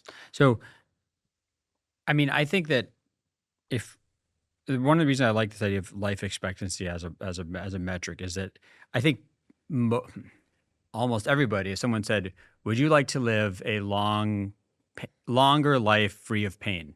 Right? So you live longer, you have less pain, right? Your kids live longer, your kids have less pain. We'd probably all say yes. I mean, I imagine most people would, right? So it's kind of an easy way to say that if you increase lifespan, decrease pain in that lifespan, that you have achieved progress in the broadest sense of the word in terms of what people would accept as a notion of progress.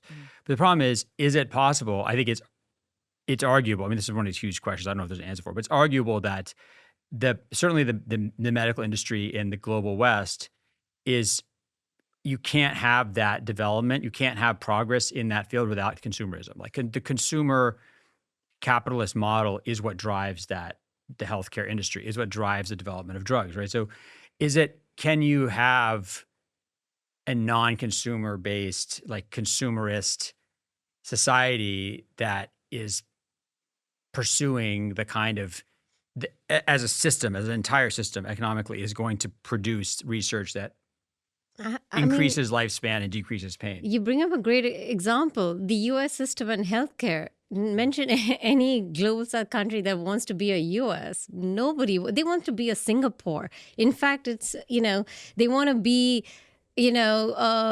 a way, like healthcare is too important to be a consumer. Healthcare, but in the US is really good if you have money. No, but that's not a model that is aspirational for most of the world. In fact, if we look at healthcare or education or any of these essential institutions that enable us to self-actualize, they cannot be confined by capitalistic and consumerist terms alone, because then, we will really have the winners and losers mentality, where you have in the US 50 million people out of, healthcare insurance or worse, and you have these extremities which are not making for society to be emulated, right? But those are the societies that are developing the drugs and treatments. No, India actually is for sale in the West. Who is buying from the?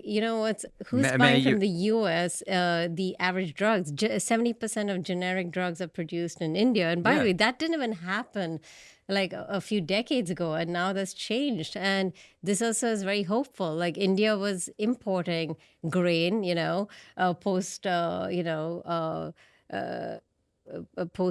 post-colonial time, and then it became one of the biggest exporters. But are they developing the actual treatments and the drugs, or are they just producing the drugs once the patent is made or whatever? When you think about who is developing, I'm just thinking about your conversation, who makes these people? Silicon Valley is driven by the world, actually. If they ban these H-1B visas, there goes American innovation. So when we talk about Americans driving innovation, it's actually the global south. It's like 2/3 of Silicon Valley are made by the world's majority. And so, the way I look at it— They come to the U.S., why? Yes, but the U.S.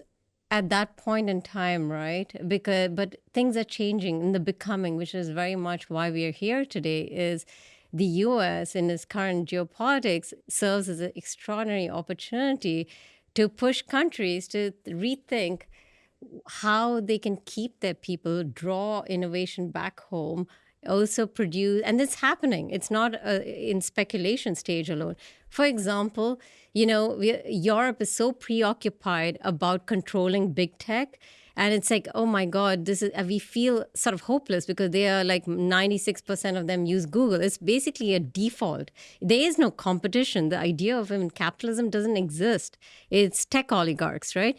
India went ahead and built the largest digital public infrastructure in the world. Europe has been trying to do it for decades, and India went ahead and did it for a fraction of the cost, right? And now what is Europe doing? It's building something called the Euro stack, which is closely emulating the India stack. But, very little acknowledgement out there in mainstream media about the fact that there's a reverse flow of innovation happening from many parts of the world. And, the idea, if you look at what's happening in Silicon Valley, Elon Musk's vision of X for the future is to be WeChat, which is a decade old, right? Nobody seems to think this is ironic. And I can give 100 examples, like, the deep condescension about the majority world that is so baked into the American mindset right now is going to be their downfall in that respect. And I think it comes from that kind of perspective, to start with. I want to go on the record and say I agree with her, just for the viewers. Did you just agree with her now? No, I or agree with now what she's saying in she's general. so compelling that now you I agree don't with want her? to come across as some like weird American nationalist or something. No. I mean, I would just like to ask the other American at this table, just to close the loop on life expectancy as a measure for progress. Life expectancy has decreased in the U.S. for the past few years. So is the U.S. failing by your measurement? The main, as I understand it, the main driver of increase in healthcare costs is technology. And the technology is a capitalist enterprise. It's not going to be dialed back as long as there are profits to be made. And so what does it mean if life expectancy in the United States is dropping by some small amount? I don't know what it's causing it. It could be immigration of people from poorer places. It could be a lot of it. I'm sure is the technology, more and more expensive technology. Some of it may be cutbacks in government support of healthcare. I mean, there could be any number of reasons. There probably are. Can I also? I want to ask. I mean, this is a general question, but actually I agree with you. This is what I'm saying. Is agreeing with you because my friend who's a doctor who's very, very intelligent, much more intelligent than me. Mm-hmm. Okay, but I'm just going to say that I heard this from him because this is actually my source, and it could be wrong, but I'm just going to put my source out there. So, he's a heart surgeon. So he was telling me when they were and he was being trained in medical school, right, that every death in a hospital is seen as a failure. So like if someone dies, something went wrong, right? Which I think is when you talk about like cultural worldview, right? So there's lots of people in human history who don't see death as a failure, right? That see it as natural, a natural event, so like something that, that you approach you're supposed to orient your soul in the right way, but death is part of your journey as a child of God or part of the universe, some of that, right? So that notion, if you approach questions of life's pain, life expectancy, health, pleasure, what's good in life, to quote Conan the Barbarian, with this idea that death is a failure, that the departure from this material world is the biggest failure you can have, that is going to completely control everything about how you view progress and anything like that. So I completely agree with you because that is an extremely culturally bounded view of the world. But aren't you conflating these two? One is the cultural perspectives on death, grieving, and dying, right? And the other is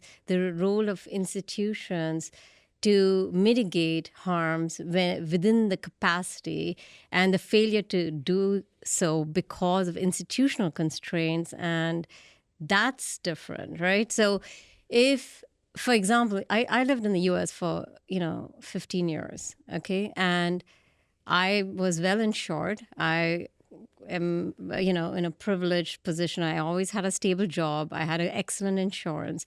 But I always stressed when I got, hospitalized or when I went to the doctor because I was afraid of, the paperwork.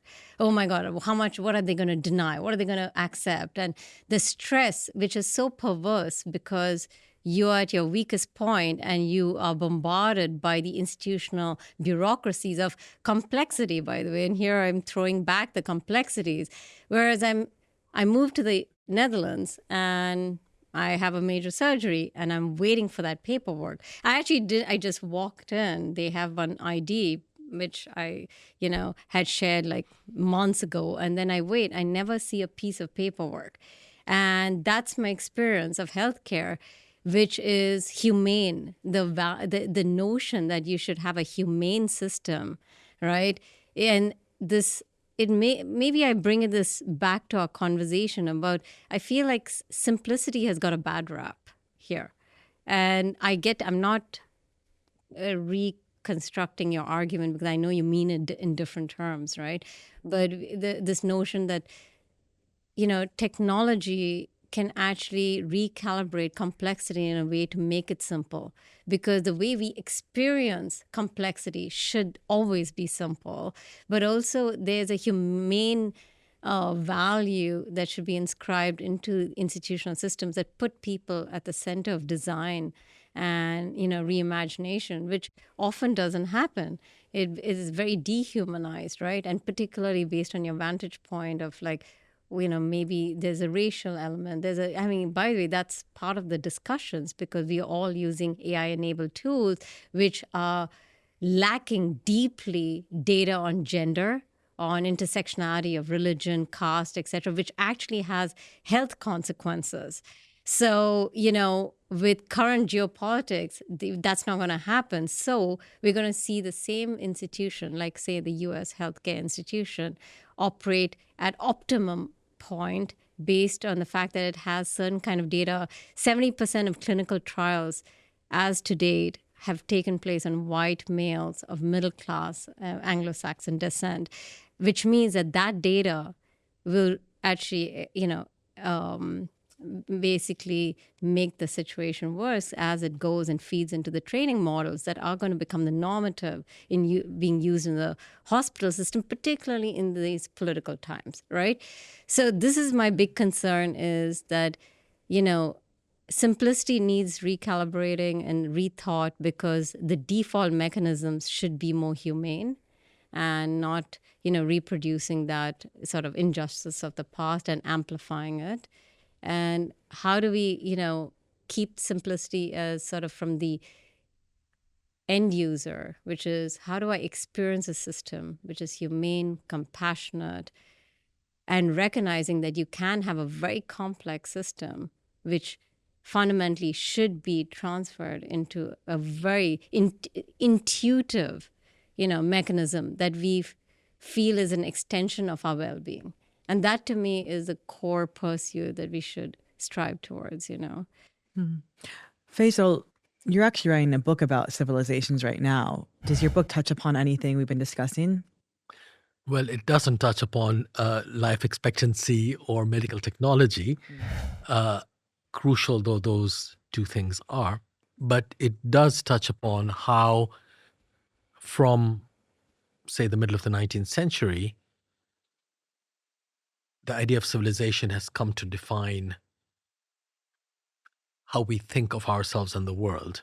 So my book is basically about how Islam as a category comes to be understood from the middle to late 19th century in civilizational terms by Muslims and non-Muslims alike, as a subject of history, as a protagonist in history. It can do things, it can want things, it can tell things to you, and it has a spirit. All right? It's almost like a Hegelian figure. And this is something that is not true only of Islam. It happens with Christianity, it happens with Hinduism, it happens with many, if not all, religious traditions, but it happens differently in each one. And in the case of Islam, it happens in colonial times with the dispersal or diminution of political sovereignty, as well as of religious forms of authority, traditional religious forms of authority. Now, once you have Islam emerging as a subject in its own right, you have this extraordinary hyperinflation of the term itself. So if you were to look at earlier Muslim texts, like the Quran, Islam, al-Islam, or Aslama, or whatever, infrequent usage. And that is also true in the next few centuries, because it doesn't have this meaning. It's a verbal noun. It often, but not always, refers to a set of actions or acts. It's not a proper name, which is what it becomes in the 19th century. The hyperinflation of the term Islam and the identification of people as Muslim or Islamic. Muslim is also not the only term used for identity in the past. All right? There are many others. We tend to think of it as the return of religion, but what I argue in my book is that it could actually be precisely the opposite. It could actually be the minoritization of theology, for instance. I'll leave aside religion because many things can be religious without being theological. Like, you can describe practices as religious. And I don't want to suggest that people who use the term Islam or Islamic were not religious or were not believers. But what they lose out on is ways of thinking theologically, often. So when you have Islam as the sole or major actor as a civilization, what happens to traditional theological actors? God, his prophet, other figures, right? They actually diminished in all kinds of ways because Islam is what acts in the world. So there's a curious loss of theology and a loss of politics because Islam stands in for the fast disappearing political authorities of the Muslim world. So in a way, it's exactly the opposite of what we have been accustomed to think about modern Islam, that it brings together theology and politics, and that modern Islam is the amplification of that relationship. Here, I think you see exactly the opposite. Now, but I don't want to suggest that this is all a terrible idea and all the rest. As a historian, I find it interesting. There are many different things that happen in this process. And I won't go on to describe them, it'll take too long. But, I end by asking whether we are seeing today in our own time the fall of Islam as a global category of this kind, as a civilizational category. Because when you look at Muslim popular movements around the world, Islam is no longer really an actor in them. That is to say, the people who rose up in the so-called Arab Spring, or in the fall of the government in Bangladesh recently, or in protests in different parts of the world, might be perfectly good, believing, practicing Muslims, or they may not be. It doesn't really matter because Islam was not invoked by them and continues not to be invoked by the Green Movement in Iran, the Masa Amini movement in Iran. And I find that really quite fascinating, that might this signal not the absence of politics and theology, but the return of politics and theology, as the Arab Spring movements did signal. We don't think about the theological dimension, but we do understand these movements, all of them that I've described as political movements. But they belong to a new world without precedent. These are no longer the old revolutionary movements of the past, though they on occasion use the term revolution. They're not fronted by political parties any longer. They're quite experimental, like the color revolutions, some of them in Eastern Europe. There's something new going on, and the Muslim world is only part of it. I'm not saying it's the only thing, the only new game in town. So, thinking about civilization and its recent history really allows us to understand new trajectories, which we might describe as post-civilizational.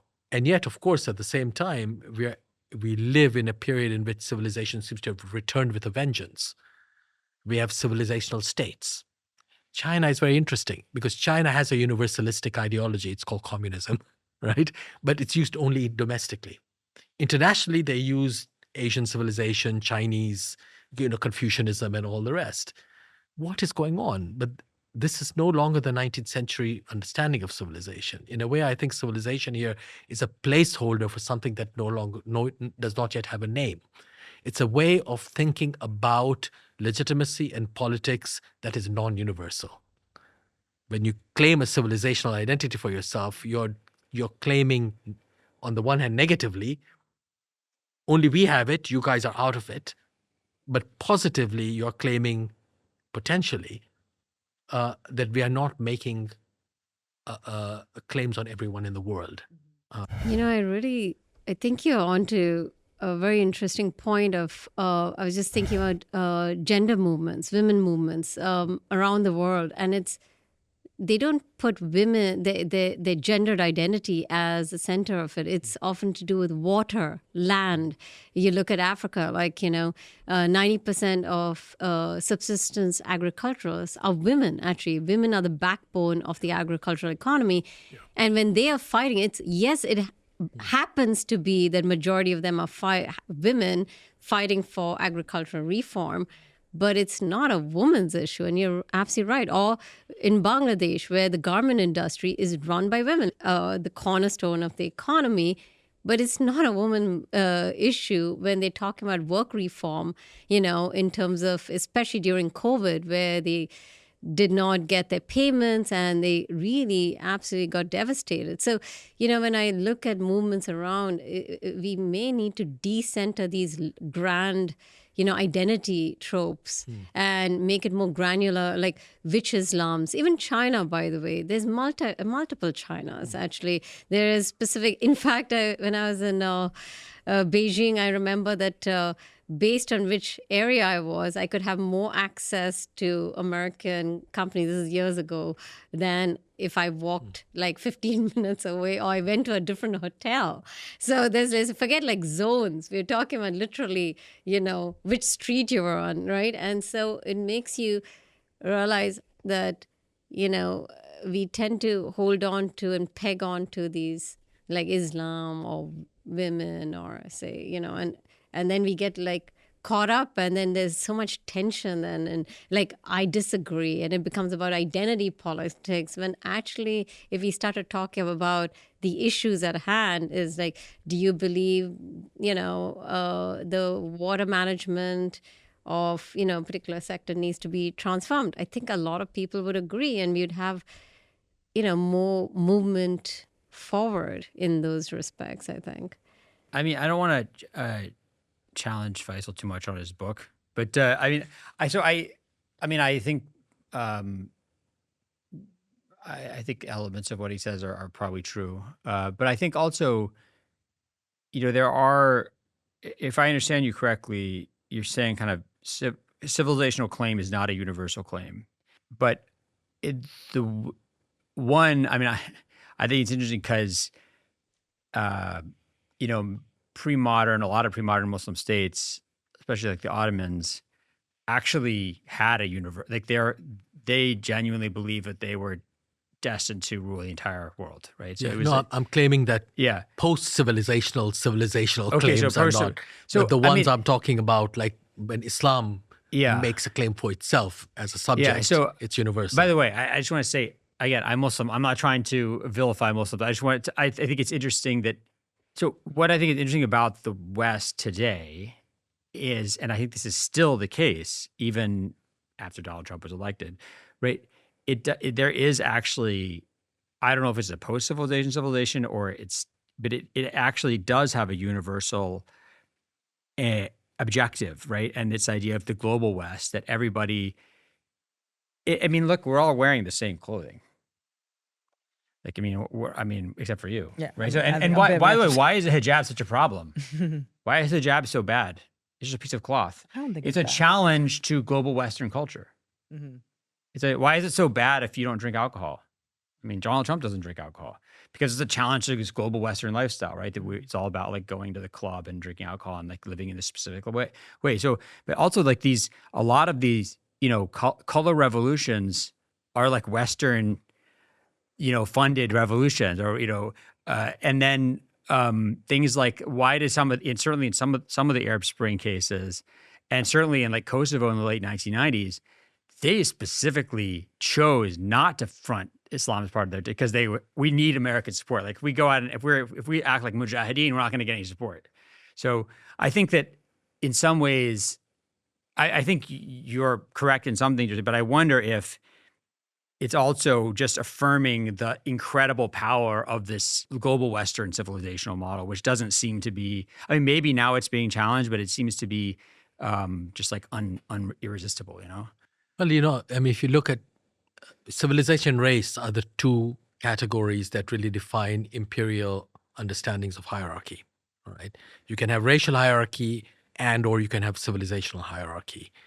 And of course, there was a time when, for instance, in legal understandings, the standard of civilization, that only those countries that subscribed to a certain standard of civilization could be recognized by Europe, right?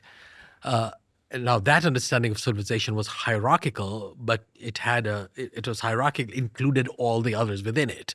And there was a point at the top and there was a point at the bottom.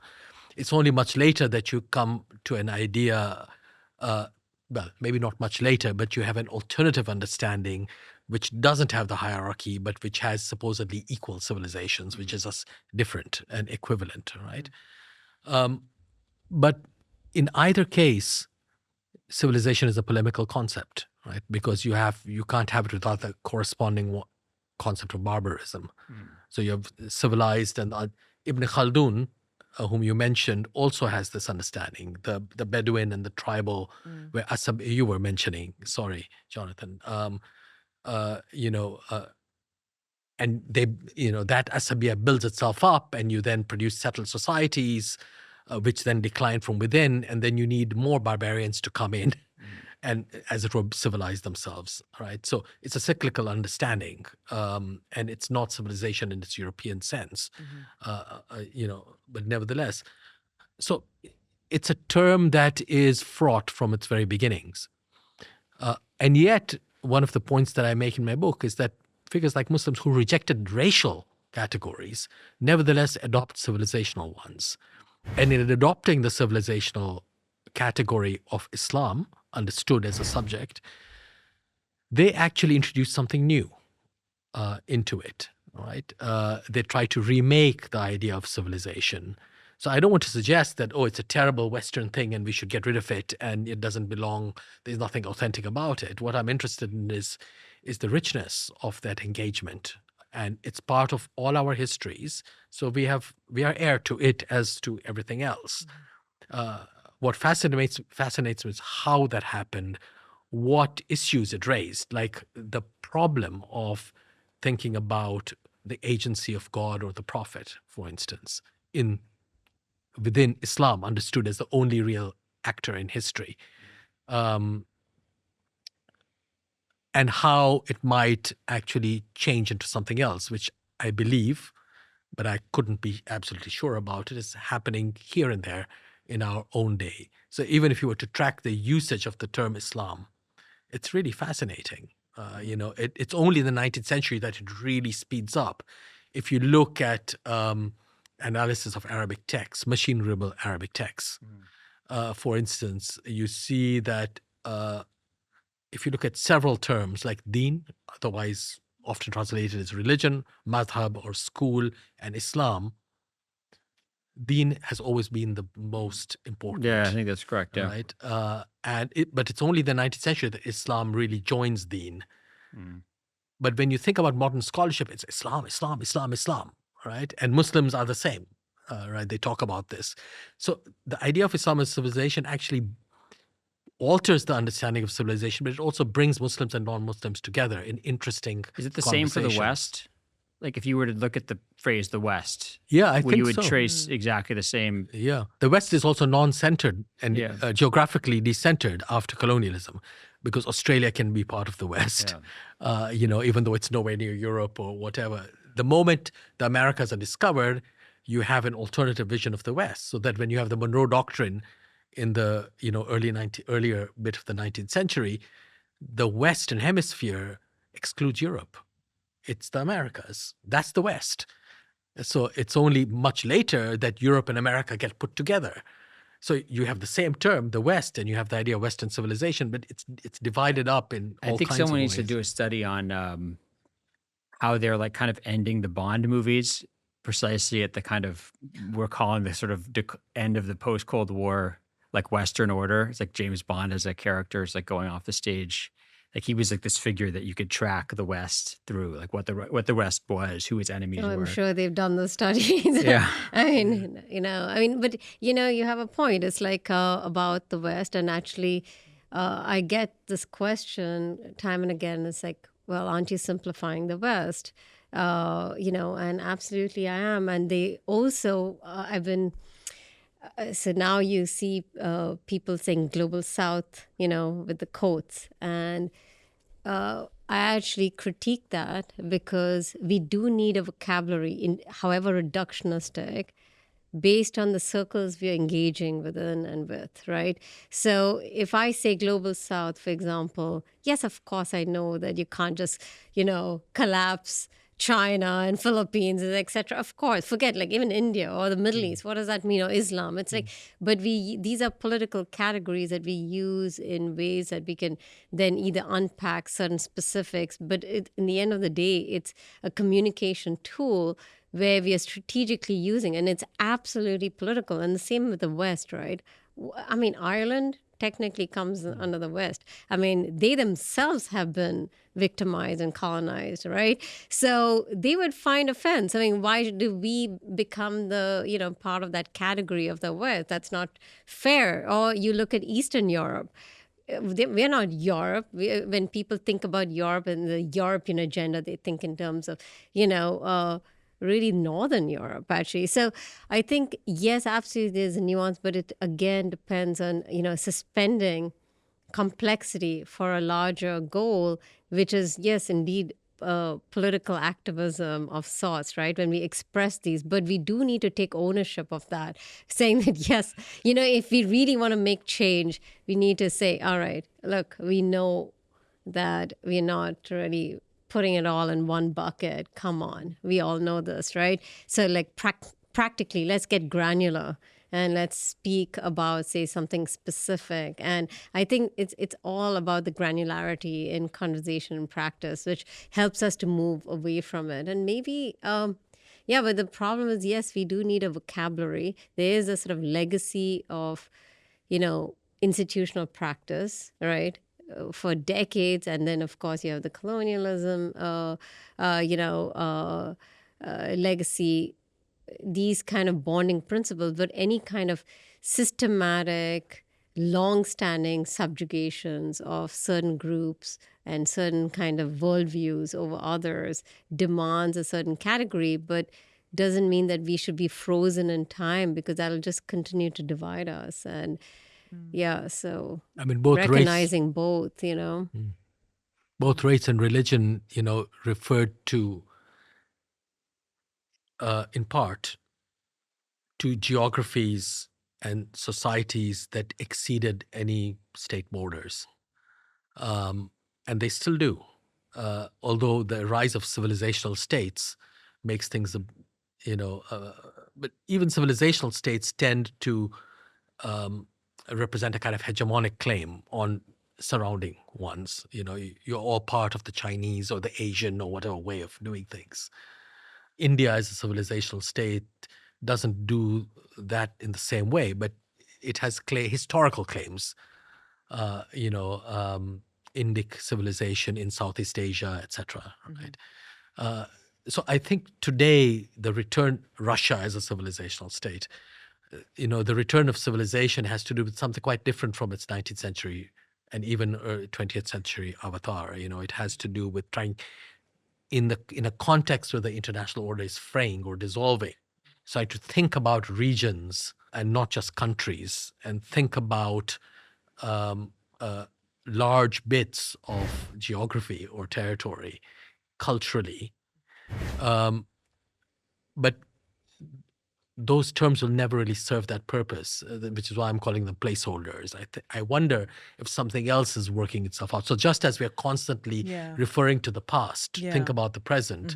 Civilization is something else that's been revived, but actually it might be a transitional term. Yeah, because I was going to ask, how does what you're speaking about square with the young person calling themselves a global citizen, or what Joseph refers to as essentially what happened during COVID, one domino falls, we all fall.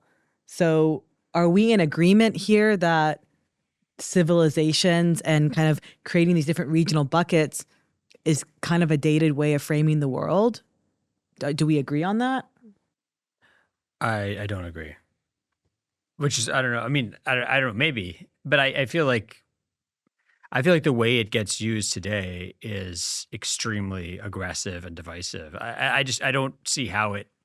I mean, absent some kind of like massive disaggregation where people just like there's like huge simplifications in economies and politics, or so all these like European nationalists can just sit there and like talk about how they go to church and wear like Templar outfits and things like that and not interact with any Muslims. Like, I mean, if you have like the current level or increased interaction, these claims are disastrous. I don't know if that's correct or not, but It addresses a problem, So Olivier Roy, the famous author who writes on religion, said something quite interesting that anti-Muslim sentiment in Europe, he argues, becomes important only with the making of the EU, because with the making of the EU, older forms of national sovereignty and indeed imperial identity have collapsed, and you have to start thinking of yourself as European suddenly, which was a term that was more popular outside Europe than it was within Europe, and outside Europe it was often racial. We had European-only clubs, in Shanghai or Bombay or whatever, and European meant something. It included Americans. Suddenly the EU is put in place and built by people who were themselves imperial bureaucrats like Delors and all these people. But you need a new identity. What is it? And so his argument is that the concern and anxiety over religion in particular, not just immigration, is really tied up to the making of the EU. So there too you see this process of placeholders. But I think that there's a demographic angle to this, because I think it's the older generation that is holding on to this. Because if you look at and start to splice the sort of behavior and attitude towards Europe, towards the existing voting within Europe and also in the US, younger people want, like with Brexit, it consolidated the European identity as far beyond just a market mechanism or a sharing of a currency or financial stream or basically the efficiency rubric. It is about a cultural stream where the young European sees and really feels in alignment with people across, these different countries. And it's an aspirational logic of talking about the global citizen, right? Is that they see themselves just like the digital, their everyday life. It's a privilege to be able to cross these borders and is very much part of the European identity. And we should look at this as an astounding, story of success, because Europe has been for the longest time historically been fighting with each other.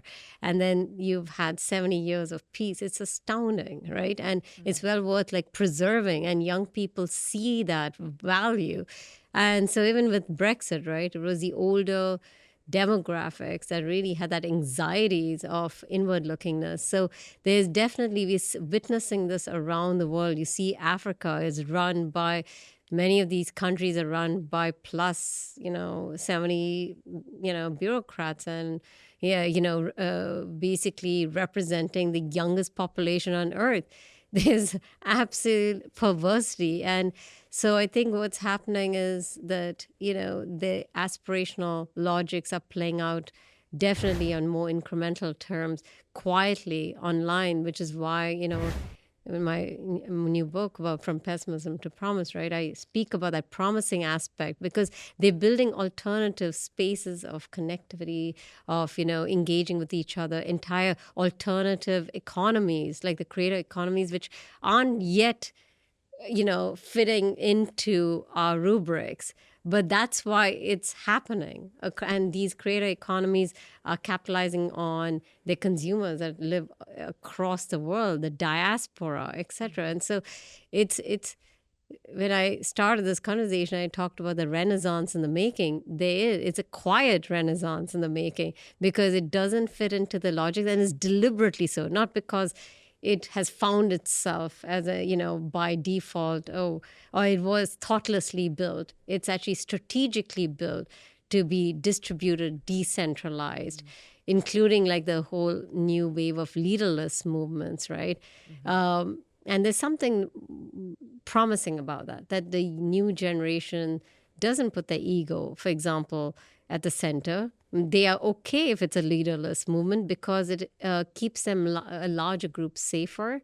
It also keeps the agenda of a shared common value at the center. So, I mean, and not to romanticize it or anything, but at least this is a certain kind of pattern and trend which gives us some kind of hope, right? As we close, Joseph, Payal spoke about what gives her hope. At the start of this conversation, you very much classified this moment in time as a tipping point. Did anything from this discussion give you hope?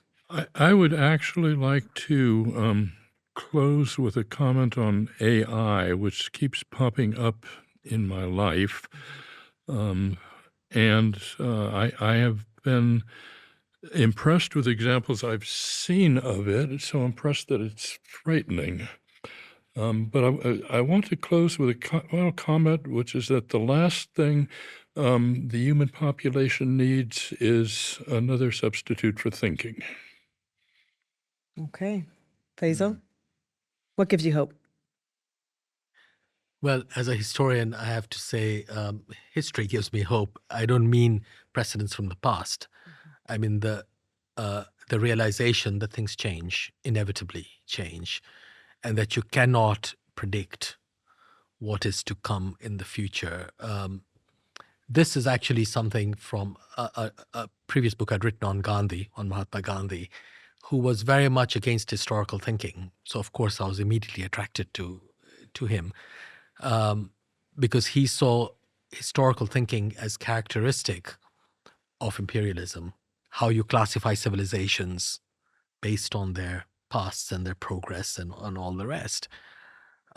So India was backward, therefore it needed shepherding into the modern world. Right? And he thought, rightly, that history was not the only way in which we understand our world. He thought we could do so morally and indeed philosophically. And one way of doing so was by thinking philosophically about nonviolence as a project. And so his argument, one of his arguments was, let us actually focus on the present, not on the past, and not indeed on the future. Because if you live virtuously in the present, you open many more possibilities in the future than would exist if you were either paranoid about some particular outcome in the future, or you were utopian about another particular outcome in the future. Because in both cases, you're heading to zero-sum games, where your very anxiety to avoid one future and create another ends up perhaps with the very thing you fear. So by living in the present like a child, children who live purely in the present, he thought you could actually, if you lived virtuously in that way, you could open up many more possibilities in the future, because nonviolence in the present leads to nonviolence in the future. I don't know if I can live by that dictum, or indeed if it is entirely true, but it is one way in which you can think more openly about the future. Okay, root ourselves in the present. Jonathan, what gives you hope from this conversation? I like what Faisal said. Yeah? You want to just copy him? I mean, it's the only thing that gives me hope. I mean, otherwise, I'm like extremely pessimistic. But what he says seems sensible. All right. Thank you all so much for this really interesting discussion. It was really a pleasure. Thank you. Thank you. Thank you.